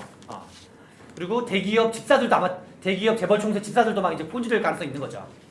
그래서 삼성은 퇴임한 이후에도 그 사람 정년까지 실제로 돈을 대줘요. 배신 가능성을 염두에 두고 가난하면 배신한다고 생각하기 때문에 몇 억씩 돈을 줘요. 그래서 삼성과 다른 데 차이인데요. 이건 한번 나중에 읽어보시면 되고요. 그래서 미국에는 아예 형법이 장시호 촉진법이 이미 법제화되어 있는 거예요. 그래서 모든 법에다가 형법, 민법, 뭐 공정거래법 무슨 법에다가 여러분 머릿속에 배신촉진법, 신고촉진법, 투쟁촉진법 이 3가지 정도에 가지고 만들어내면 대안을 만들어내기가 매우 용이해 주는 거고 이거 전부 다 이제 경제학에서 파생된 이론들인 거죠. 그래서 플리 바게닝 제도 같으면 주로 다 어디가 있냐? 영미식 법제에 주로 있어요. 미국, 영국, 호주 뭐 이런 나라들. 가불관계 불공정 정보는 그러니까 이거는 피해 당사자만 알 수 있는 정보예요. 그래서 피해 당사자에게 인센티브를 주는 게 핵심인 거고 원리는 다 같아요. 생략하도록 하고 집단소송대 징벌적 배상대 디스커버 제도는 나중에 한번 읽어보시면 될 거고요. 넘어가고 포상금 제도는 현재는 어떻게 되어 있냐면 4가지 차원에서 작동되지 않도록 설계됐는데요. 특히 3가지 차원에서 작동되지 않도록 설계됐는데 정보를 알만한 피해 당사자는 전부 다 포상금 대상자에서 제외되어 있어요. 하도급법에서는 하청업체 사장님, 그 다음에 대리점법에서는 대리점 점주, 가맹사업법에서는 프랜차이즈 점주, 대규모 유통업법에서는 납품업자. 그 사람들이 실은 갑질을 할 정보를 알만한 핵심들이거든요. 그 사람들은 전부 다 포상금 대상자에서 제외되어 있어요. 그냥 위에서 대통령이나 언론이 포상금에 대해서 지랄하니까 만든 거예요. 형해화시키니까 무력화되도록 설계한 거예요. 작동되지 않도록. 예산도 약간 몇천억, 몇천억, 몇백억인가 작동이 되긴 하는데 다른 예산에 비하면 거의 뭐 죽거리만큼 수준이고요. 줄 수도 있고 안 줄 수도 있는 재량주예요. 그러면 포상금을 신청해봤자 뭐 줄지 안 줄지는 그냥 공정위 직원들 마음인 거예요. 자기네 기분에 따라서 달라지는 거죠. 반대로 피해 당사자도 포상금 대상자로 반드시 둬야 되고 아까 말한 내 집단 그 다음에 경우에 따라서 소비자도 넣어도 돼요. 소비자는 이제 좀 큰 경우 그 다음에 재원이 주권이니까 재원 규모를 확 늘려야 되는 거고 그 다음에 줄 수도 안 줄 수 있는 재량주의 방식이 아니라 무조건 주는 준축 방식이 되는 거고 근데 그 돈 문제가 발생할 수 있기 때문에 포상금이랑 링크시켜야 된다는 게 제 생각이에요.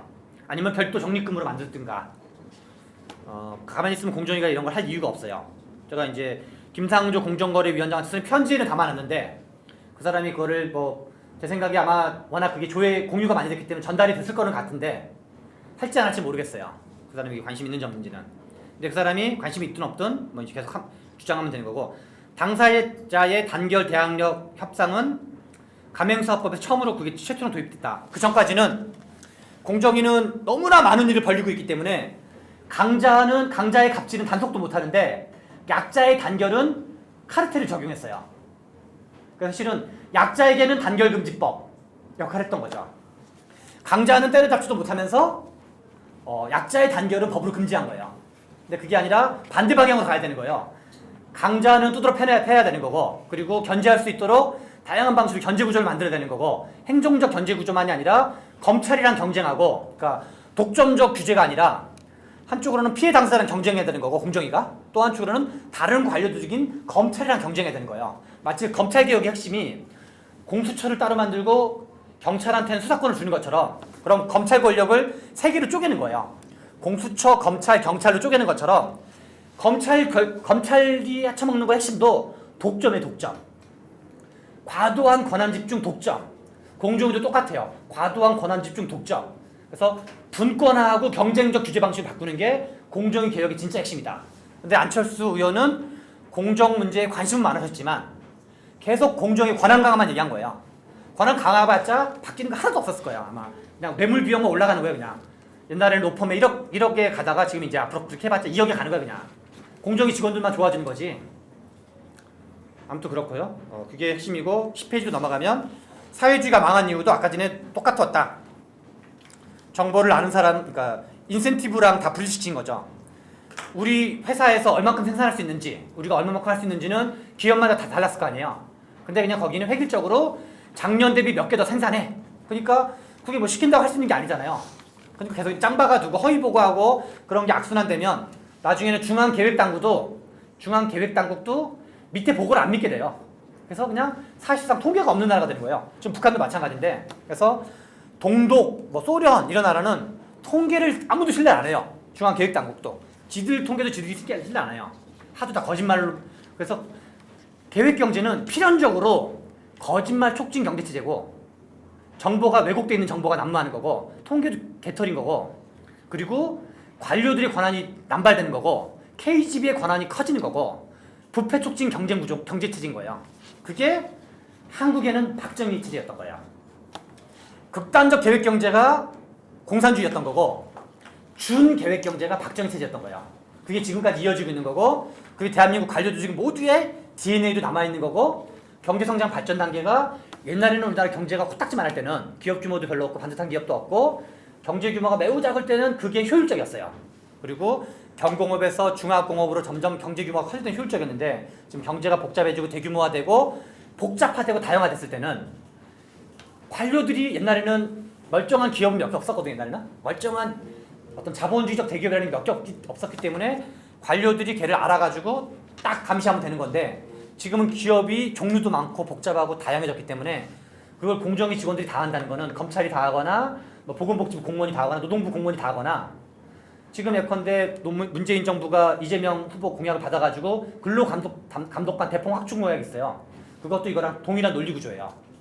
우리나라 임금 노동자가 2천만 명인데 벌어지는 노사관계 행위가 그것도 역시 수억 회가 벌어질 텐데 근로감독관을 10만 명으로 늘린다 한들 그걸 어떻게 알아요? 노동자 스스로가 투쟁할 수 있도록 법과 제도가 지원해줘야 되는 거야. 원리가 다 똑같아요. 이 공정거래법 체계랑 나머지가 다. 아무튼 그런 얘기고요. 시장경제 장점이랑 연동되는 건데요. 1929년 대공황은 시장 경제의 폐해가 극대화된 거였고 자유방임주의의 폐해였고요. 근데 거꾸로 그거의 반대 역편향으로 만들어진 게 계획 경제였는데 계획 경제는 반대로 시장 경제 장점을 극단적으로 무시했기 때문에 발생한 거예요. 그럼 정답은 뭐냐면 29년 대공황도 나쁜 거였고 계획 경제 붕괴도 나쁜 거였기 때문에 우리가 찾아가야 될 정답은 뭐냐면 특정한 조건하에서 시장은 효율적이고 특정한 조건하에서 계획이 효율적이에요. 그러면 특정한 조건이 뭔지를 발라내는 게 핵심인 거예요. 어떤 경우에는 시장 경제가 효율적인 거고 그게 아까 말했듯이 당사자가 알만한 정보인 경우에는 당사자끼리 해결하도록 도와주고 그렇지 않은 정보인 경우에는 그게 이제 경제학에서는 공공재, 뭐 비배제성, 비경합성, 뭐 무임승차, 외부효과 어쩌고저쩌고 했는데 그런 경우에는 행정적 개입이 효율적인 거예요. 그래서 그거 사이에 조화를 이뤄야 되는 거지 교조주의적으로 무조건 시장이 좋다, 무조건 시장이 나쁘다 그러는 건 전통 꼴통 우파와 전통 꼴통 좌파가 되는 지름길이 되는 거예요. 그래서 현재 여러분들이 알고 있는 대부분은 이제 그런 거에 휘말리지 마시라는 얘기랑 제가 한 5분 10분 안에 마무리하는 걸로 할게요. 시장 경제 네 가지 특징은 그냥 분권적 성격, 거부권, 수평적 교환, 가치의 사후적 실현하고 넘어가는 걸로 하고요. 당사자 간 해결이 차단된 거는 같은 얘기인 건데요. 11페이지로 넘어가면 아무튼 이제 당사자 간 해결하도록 한다. 법과 제도가 지원해 준다. 이게 핵심이고요. 그래서 11페이지 중간쯤을 볼게요. 그러니까 이 당사자 간 해결이 차단된, 당사자 간 해결은 차단되어 있고 거꾸로 특정 관료 및 부처에 독점적으로 되어 있는. 그래서 이게 모든 부처가 되면 부처끼리 경쟁하는 것도 의미가 있어요. 그러니까 부처끼리 특정 부처가 독점하는 거라 부처끼리 경쟁하는 것도 그 자체로 의의가 있어요. 왜냐면 서로 이제 이게 그 매수 비용이 훨씬 더 올라가고 매수의 불확실성이 커지기 때문에 그게 이제 아까 말한 검찰개혁이랑 유사한 원리였는데 전속고발권 폐지랑도 정치, 경제, 사회적 규결이 어떻게 되냐면 현재는 11페이지 중간인데요. 국가의 본질은 폭력이고 국가의 실체는 정치덕이 관료인데 관료에게만 권한이 강화될 있는 경우는 반드시 필연적으로 국가주의와 권위주의를 강화시켜요. 그게 우리가 지금 목도했던 최근의 현실이었고요. 강한 국가, 약한 시민사회, 약한 개인으로 규결돼요. 그게 박근혜 정부가 한국 사회에 기여했던 저는 사회과학적 공헌이었다 생각을 해요. 경제적 규결은 공정경제가 실현되는 게 불가능하고 혁신과 창업의 유인이 발생하지 않고 강해진다가 아니라 반대예요. 발생하지 않고 경제적 역동성이 저해되고 당연히 혁신 및 창업이 많이 만들어져야지 새로운 일자리가 생기는데 새로운 일자리가 안 생기니까 청년 실업이 발생하는 거죠. 사회적 규결은 노동시장 자본주의 이중구조, 노동의 이중구조. 이중구조를 왜 가게시키냐면 기존의 그 규제체계에서 성공한 사람들 이 기존의 기득권인 거거든요. 자본기득권, 노동기득권. 근데 신규 진입자가 어려워지는 거예요. 역동성이 떨어지는 거니까 새로운 진입 기회는 다 차단되어 있는 거예요. 이 방금 말한 불합리한 제도 때문에. 이것이 헬조선의 본질이고 실은 세월호 사건의 진짜 본질이었고 청년 실업 문제 진짜 본질이다. 그래서 이런 행정적 자본노동 등등을 엮이는 걸 바꿀 필요가 있다. 11페이지 하단 제3의 길을 위하여라고 표현했는데요. 국가시장의 이분법에서 국가시장 시민사회 3분법으로 6가지 행위주체가 있는데 우리는 자본주의 국가에 살고 있는 개인이다. 이로부터 6가지 행위주체가 도출되는데 자본주의는 자본 더하기 노동. 이것도 이제 세분화하면 대기업, 중소기업, 노동 3주체가 되고요. 그 다음에 정치, 관료, 개인, 시민사회 정확하게 치면 7개의 행위주체가 도출이 돼요. 자본주의로부터 파생되는 행위주체 3개, 국가로부터 파생되는 행위주체 2개, 그 다음에 개인 및 시민사회로부터 파생되는 행위주체 2개 7개 행위주체의 재배열, 권력, 권한의 재배열이 실은 우리가 좋은 사회를 만드는 핵심이 되는 거고요. 근데 현재 한국은 관료주도 발전국가였고 관료주도의 수직적 권력 구조였고 옛날에는 관료 밑에 재벌이 있었던 거죠. 그러니까 독재자, 관료, 재벌 수세였고 근데 경제가 자본주의가 성장을 하면서 재벌이 관료에 준하는 권한을 갖겠는데 관료 권한의 근원은 폭력이기 때문에 관료는 점점점 폭력을 키우길 원하고 재벌은 돈이 생겼기 때문에 폭력과 돈의 교환 그들끼리 평화협정을 맺은 게 관피아이다. 왜냐하면 관료만 그들을 감시할 권한을 갖고 있었기 때문에. 그래서 진보 보수 언론 시민단체 진보 정당 어쩌고저쩌고 맨날 과징금 인상 얘기하면 관료의 매수가치 극대화 투쟁을 우리가 다 같이 모여서 한 거다. 전 국민이 다 같이 힘을 모아가지고 진보 보수가 다 같이 힘을 모아가지고 돈과 폭력의 교환이 좀 더 옛날 비용보다 커지도록 교환해 준 거. 그래서 다 허치거리 한 거다라는 거가 핵심이고요. 등등등등은 보시면 되고 평화협정을 깨는 유일한 방법은 근데 진보는 관료 그러니까 국가 이퀄 공공성, 국가 이퀄 관료거든요. 국가를 공공성을 착각한 거예요. 국가의 실체가 누군지가 중요한 건데 그거는 정당과 관료예요. 근데 우리나라 정당 정치가 별 볼일 없는 하나만한 집단이기 때문에 관료가 헤쳐먹기가 용이한 거죠. 그리고 그거는 우리나라 역사적으로 발전국가였기 때문에 박정희식 발전국가였기 때문에 유럽은 이 정당 정치가 발달했기 때문에 정당, 노동조합, 시민사회가 3주체가 돼서 자본과 관료를 견제하고 있는 거고 우리나라는 셋 다 개털인 거죠. 그러니까 이제 그들이 행복한 나라가 된 거죠. 관료와 자본이 행복한 평화협정을 수평적 돈과 폭력의 교환을 하고 있는 거고 그러려면 대안적인 거의 진짜 핵심 뭐냐? 관료, 자본, 시민사회의 삼권 분립. 물론 더 넓게 보면 노동의 역할과 정당 정치의 역할도 포함되는 거예요. 아까 말한 7가지 행위 주체 전체가 그것이 핵심인 거고 그거를 도표로 만든 게 10페이지에 있는 거예요. 우리나라는 그러니까 진보 보수 또는 좌파 우파랑 국가주도주의자냐 민간주의자냐 이걸 가지고 4가지 분면으로 나눌 수가 있어요. 국가주의 보수 이게 박정희예요. 관료주도 보수 저는 우파 사회주의자였다 생각을 해. 실은 박정희는 우파 사회주의자였다고 생각을 해요. 그러니까 좌파 사회주의자가 NLPD예요. NL은 북한식 사회 같은 걸 만들고 싶었던 거, PD는 소련식 사회를 만들고 싶었는데 공통점은 둘 다 국가 이퀄 관료 이퀄 공공성을 생각한 거야. 특정한 역사적 발전 단계에서는 그러니까 중화공업화까지는 이게 부분적으로 옳았던 측면이 있었어요. 근데 그것이 미션이 달성되는 순간 그것은 이제 반드시 부정부패를 촉진하게 되는 거죠. 민간주도 방식은 뭐냐? 밑에는 이제 민간주도 방식이에요. 밑에는 위에는 국가주도 방식이면 민간주도 보수가 있는 거고 민간주도 진보가 있는 거예요. 민간주도 보수의 다른 말은 우파 자유주의가 되는 거고 민간주도 진보는 다르게 말하면 좌파 자유주의가 되는 거예요. 또는 보수 자유주의, 진보 자유주의. 보수 자유 또는 자유주의 또는 우파 자유주의의 핵심은 뭐냐면 그냥 기득권을 위해서 아무것도 하지 마. 지금 이대로 내비둬. 방임. 그게 정경련 경총인 거죠. 근데 지금 우리가 언론에서 보는 거는 국가주의 좌파랑 민간주도 보수는 이명박이었던 거고 국가주의 보수는 박근혜였던 거예요. 그래서 이제 근데 우리가 가야 될 대안은 3가지 다 대안이 아니다. 민간주도 진보가 대안이라고 저는 생각을 해요.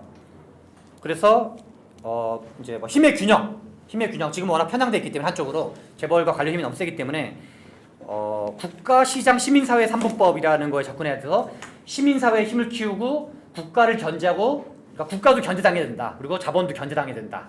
그래서 셋이 삼권 분립을 이렇게 되고 그거 핵심적인 내용이 뭐냐? 강력한 민사적 규제 그리고 아까 말한 나머지 일체를 도입하는 거다. 그래서 미래와 약자의 편이 돼야 된다. 그런 거고요. 그거를 좀 고상하게 밑에 쭉 이론적인 맥락과 자본주의 다양성 이론, 사회경제 체제랑 연동시킨 거고 복지국가 레짐 체제라든가 자본주의 다양성 이론에서 경제학이나 정치학 일부에서 나오는데 국가의 기능이 제가 빠져 있는 것 같다. 뭐 그런 얘기고요. 그래서 11페이지 하단은 쭉 보시면 그냥 되고 나머지는 그냥 보시면 되고 맨 밑에 그냥 그것만 볼게요. 한국은 강한 국가, 약한 시민사회, 약한 개인이고요. 유럽은 노동조합의 역할이 강하기 때문에 방금 말한 거에서 당사자 간 해결 중에서 여기는 조직된 당사자 간 해결이 큰 거죠. 그게 노조와 협회예요. 그러니까 미국은 개인 및 시민사회 역할이 큰 거고 유럽은 그중에 시민사회 중에서도 노조와 협회 기능이 큰 거고 그래서 미국은 개인주의에 기반한 진보적 자유주의 유럽은 노조 및 협회에 기반한 조합주의에 기반한 사회민주주의 우리나라는 관료에 기반한 국가주의라는 거죠. 아무런 관계가 없다. 그 나라들이랑 그래서 관료가 행복한 나라다 그냥. 그래서 둘이 평화협정을 맺었다. 한국의 경우는 강한 국가, 약한 시민사회, 약한 개인. 유럽의 경우는 강한 국가, 중간 시민사회, 중간 개인. 미국의 경우는 중간 국가, 강한 시민사회, 강한 개인. 그러니까 대통령이 트럼프 같은 꼴통이에도 FBI FBI 국장이 다 같이 맞짱 뜨는 거거든요. 한판 붙어보자 그래. 네가 대통령이면 별 수 있냐? 근데 우리는 모든 게 권력이 다 몰려있기 때문에 그리고 그거를 진보 보수가 합심해가지고 국가주의 보수와 국가주의 진보가 전부 다 중앙 집권적인. 그래서 실은 우리나라는 이중적 중앙 집권주의예요. 개헌 문제에서도 주의하실 건데 관료 자체가 중앙 집권주의고 삼각형의 피라미드처럼 꼭지점이 있는 거고 그 위에 다시 피라미드 삼각형이 또 하나 있는 거예요. 그게 대통령인 거예요. 무슨 말인지 이해되시죠? 삼각형 2개 있다고 생각하시면 돼요. 삼각형 2개가 그래서 관료로 한번 다 집중되어 있는 상태에서 다시 한번 집중되어 있는 거기 때문에 위에만 달랑 개헌을 하면 관료가 행복한 사회가 되기가 쉬워요. 그래서 관료의 권한을 분산하는 것까지 같이 연동되지 않으면 그냥 관료들만 헤쳐먹는 사회가 되는 거죠. 김기춘 같은 애가 등장하거나 박근혜가 등장할 때는 관료들은 이미 이게 박정희 모델 자체가 원래 이런 거거든요. 이런 삼각형이 2개가 있는 거예요. 이런 삼각형이 2개가 있는 거기 때문에 박정희가 원래 그렇게 그리고 박정희는 이거 어디서 갖고 왔냐? 실제로 북한의 수령체제를 모방한 거였어요. 북한의 수령체제를 모방한 게 유신체제였고 유신체제를 모방한 게 재벌체제인 거고 그래서 우리나라는 세 개의 수령체제가 있는 거예요. 북한식 수령체제, 온건한 유수부로서의 유신잔재체제 그 다음에 이제 그 기업으로 넘어가서 이게 이제 재벌 수령체제 세 개의 수령체제가 있어서 양식은 다 똑같은 건데 왜 우리나라 관료체제는 그나마 약해졌냐? 선거를 하니까 나머지는 세습해도 되는데 여기는 다당제 선거 양당 다당제를 하니까 관료체제는 관료는 세습하지 그러니까 선거하지 않잖아요. 정치는 선거를 하고 그래서 위에 삼각형은 많이 약해졌는데 밑에 삼각형은 여전히 단단한 거죠. 이게 우리나라 모순구조 전체 핵심이고 13페이지는 그냥 이런 역사적 유래를 걸었기 때문에 강력한 독재자 관료 재벌 대기업 중소기업 대기업은 지워야 돼요. 잘못 4번에 재벌 대기업이 아니라 중소기업이에요. 대기업은 X자 해주시면 되고요. 위에서 밑으로 내려온 탑다운 방식이었는데 그래서 노동자 중소기업 아무튼 이것도 지우고 밑으로 내려오는 방식의 경제 성장이었기 때문에 이렇게 만들어진 건데 앞으로의 우리나라가 좋은 나라가 되면 모든 거를 바텀업을 해야 된다. 바텀업의 다른 말이 패스트 팔로워가 아닌 퍼스트 무버인 거고 규제 체계도 밑에서 위로 올라가는 방식으로 하는 거고 그거를 고상하게 표현하면 당사자 간 해결을 도와주는 민사적 규제를 강화하는 거다. 이 모든 게 다 맞물려야지만 실제로 창조 경제라고 표현하든 혁신 경제라고 표현하든 뭐라고 표현하든 창업 선택으로 표현하든 그것이 온전하게 작동될 수 있다. 이상입니다. 김상조 전속고발권 신뢰 여부에 대해서 윤범기 기자가 물어본 거는 알 수 없다가 정답이고요. 그냥 다만 이제 확실한 걸로 보여지는 거 엄격한 법 집행. 그러니까 공정위 관한은 법 집행 문제가 있는 거고 또 하나가 이제 어떤 공정위 자체의 구조 개혁 문제가 있는 건데 저는 엄격한 법 집행을 의심하지 않는데 공정위 자체가 내적으로 가지고 있는 딜레마에 대한 구조 개혁 의지는 모른다. 그래서 실은 그리고 그러니까 문제의식이 있는지도 모르겠다. 문제의식이 있는지조차도 모르겠다. 그래서 실은 그때 이제 한겨레 일부러 이제 쓴 거예요. 그러니까 그리고 문제의식이 있는지도 모르고 문제의식이 있어도 해법이 있는 건 또 다른 차원이거든요. 그래서 이제 둘 다를 갖췄는지는 알 수 없기 때문에 아니라고 단정할 수 없지만 내가 그 사람이 그런 쪽 분야는 글은 거의 본 적이 없기 때문에 그래서 이제 고민했던 걸 샀던 거고 편지를 하셨는데 혹시 답변을 뭐 받은 아직 없어요. 피드백 전혀 없고요. 근데 고발 요청권이 작동되지 않은 이유는 정보 문제를 가져 있는 거예요. 공정위 전사고분을 부분적으로 해체하면서 고발 요청권이라는 걸 만들었어요. 고발 요청권이 뭐냐면 감사원, 그 다음에 중소기업 중앙회, 또 하나가 어디였더라? 아무튼 그런 식으로 이제 그 요청을 하면은 자동방으로 그냥 그 요청을 하는 걸로 조달청, 그 다음에 검찰이었던 것 같아요. 제 기억에 4개였던 걸로 기억나는데 근데 이것도 정보 문제랑 관련된 거예요. 갑질을 하려면 갑질의 입증 문제가 있는 거예요.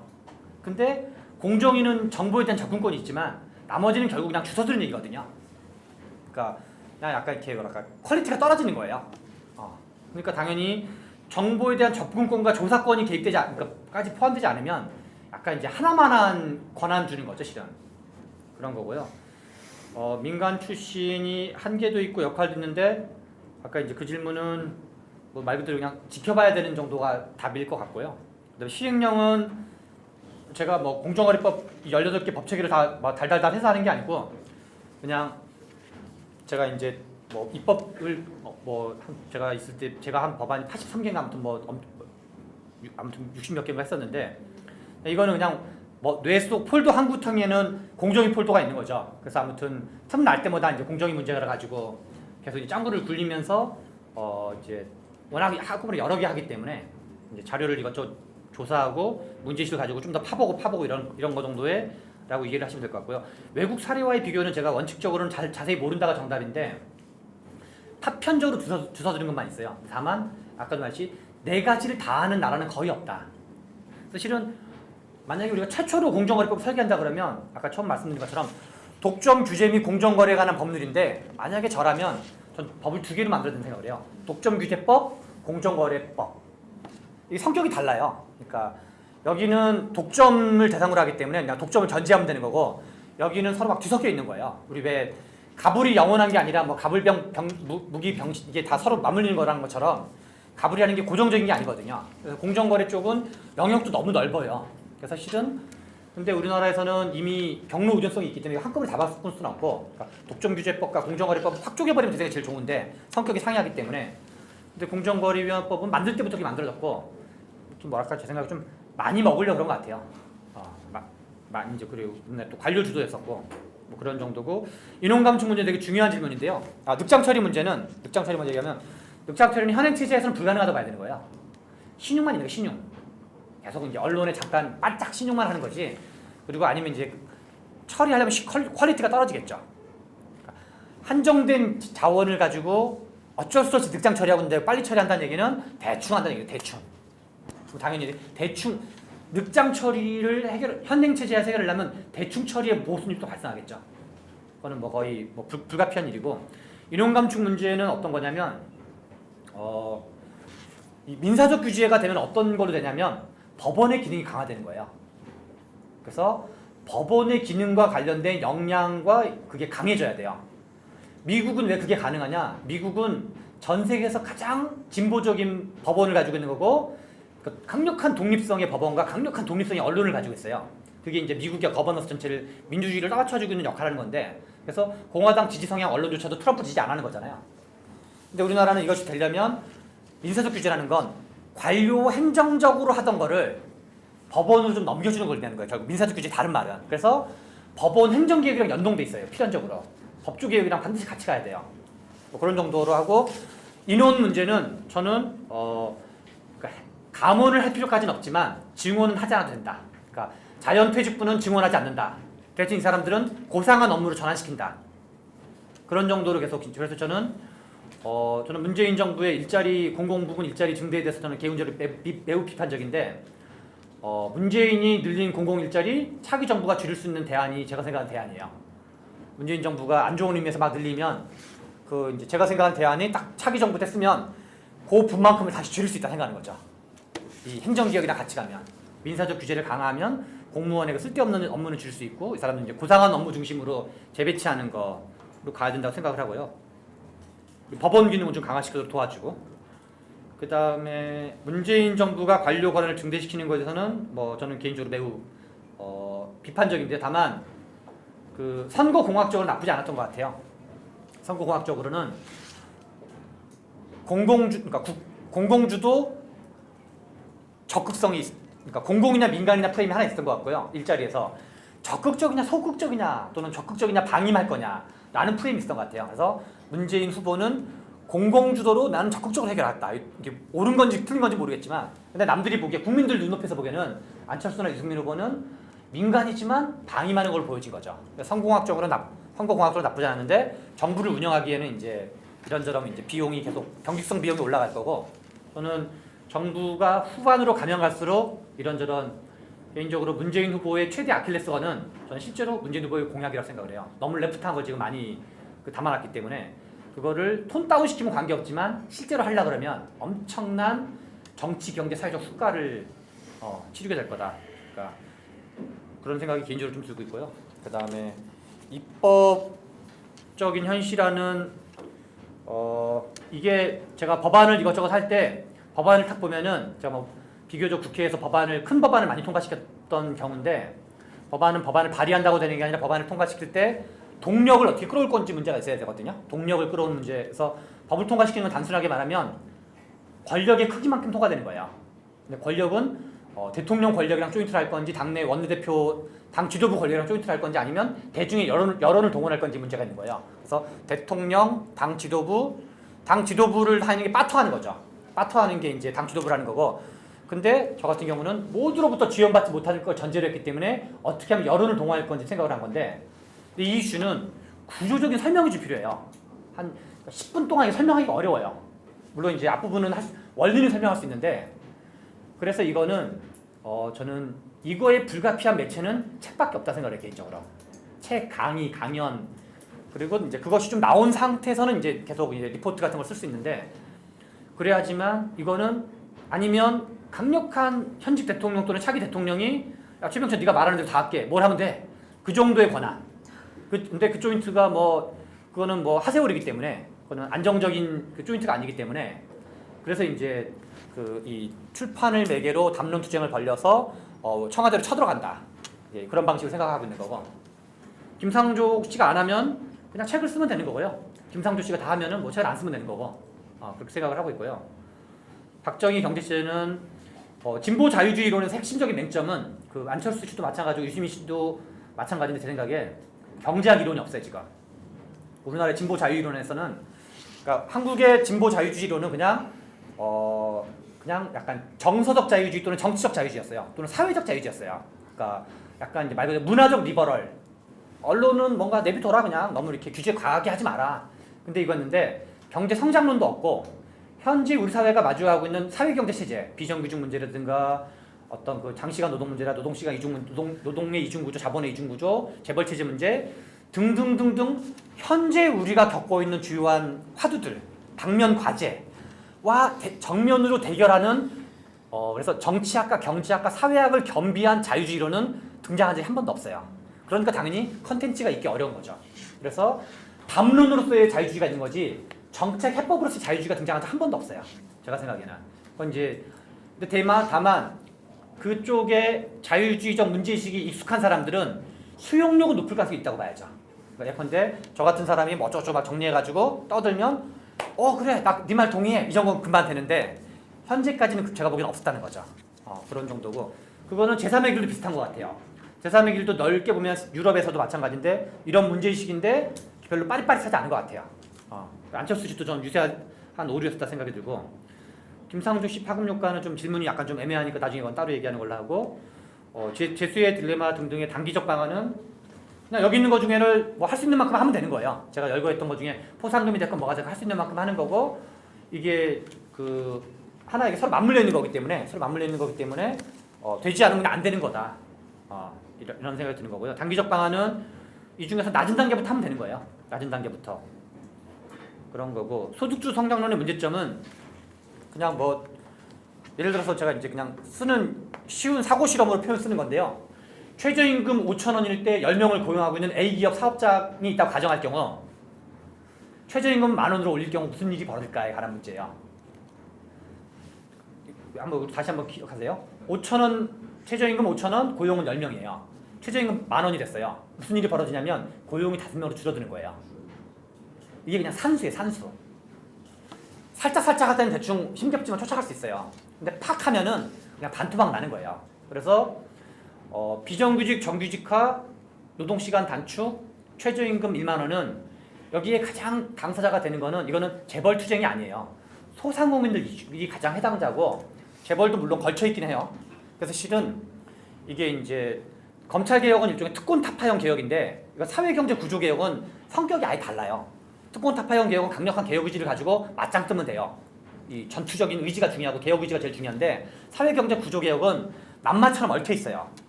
예컨대 내가 최저임금 그냥 단순하게 생각해봐요. 최저임금 2만 원 한다고 가정해봐요. 그냥 저소득 노동자를 위해서. 그러면 그 저소득 노동자가 더 늘어나게 돼 있어요. 그게 중국의 대약준 운동이었어요. 근데 지금 문재인 후보가 약간 이제 나중에 인용 같은 거 하지 마세요. 내가 그런 얘기했다고. 대약준 운동과 비슷한 거를 강하게 지나치게 선한 의지를 가지고 경제학적인 작동 원리를 완전 다 무시하면 대약준 운동처럼 귀결되는 거예요. 제가 보기에는 그래서 이걸 반드시 속도를 조절해야 돼요. 방향은 옳지만 속도를 조정하면서 복잡한 실타를 풀듯이 하나씩 풀면서 가야지. 지금 공공부문 비정규직의 노조 조직률이 확 올라가고 있어요. 근데 공공부문 비정규직의 노동자들의 요구사항은 뭐냐면 나도 공공부문 정규직처럼 특권을 누리게 해달라는 거예요. 그래서 지금 공공부문 비정규직을 충분한 실태 분석과 수순 분석 없이 그러니까 우리 바둑으로 치면 수순을 잘 놔야 되는데 수순에 대한 고려 없이 일단 질러버려가지고 데모 촉진 신호로 될 가능성이 높아요. 공공부문이요? 데모하라. 근데 해법은 아직 준비되어 있지 않아요. 다 복잡하게 얽혀있거든요. 다 하나같이. 그래서 마음이 너무 빨리 가면 안 되고 그래서 마키아벨리의 경구를 계속 곱씹으셔야 된다 지금. 제가 보기에는. 아무튼 뭐 제 딴에는 도움 주려는 방법으로 최대한 문재인 정부의 성공을 좀 포지티브한 방향으로 도움 주려고 노력은 할 테지만 현재대로 가면 제가 보기에는 공약을 이행하면 이행할수록 위기에 봉착할 거라는 생각이 들고요. 관료는 뭐 개헌은 다른 방안은 없어요. 이건 관료 자체가 뭐 개헌이 크게 있는 건 아니고 권력구조 개혁이랑 이제 뭐 감사원이라든가 뭐 국회 권한을 강화한다든가 이런 정도의 개헌이 있을 수 있는 거지. 관료 개혁 문제는 법외로 봐야 되는 거죠. 아까 말한 민사적 규제는 개헌상은 하나도 없어요. 그리고 저는 그냥 스타일상 개헌은 언제 될지 알 수 없는 변수이기 때문에 개헌을 중심으로 우리 사회 개혁론을 얘기하는 저는 그 모든 주장은 다 약간 구라 비슷한 걸로 취급을 해요. 된 다음에 판단하면 된다. 그러니까 그걸 내가 반대해서가 아니라 어느 세월에 될 줄 알아가지고. 뭐 그때 보면 그때 뭐 그 왜냐면 이 개헌을 이해하기 워낙 복잡해가지고 개헌을 전제로 한국 사회를 바꾸자는 얘기는 나는 어떻게 보면 되게 게으른 개혁 방안이다라고 생각을 해 개인적으로. 네, 일단 마무리. 예, 그다음에 현실적 타협은 소속 남무는 전속고발권 폐지되는 거는 공정위 권한은 그대로 있는 거예요. 다만 공정위만 가지고 있는 권한을 뿜빠야 하는 거죠. 그래서 공정위로 가거나 아니면 검찰로 가는 거거든요, 실제로는. 그래서 저는 전속고발권 폐지도 아무 관계가 없다. 소속 남무하지 않기를 바라는 사람은 그걸로 통해서 아까 말한 제가 약탈 촉진형 공정거래법 책이라고 표현했는데 그건 다르게 말하면 소송 억제형, 신고 억제형, 투쟁 억제형 현행 체계에서 이득을 누리는 분들이라고 저는 생각을 해요. 이상입니다. 네, 감사합니다.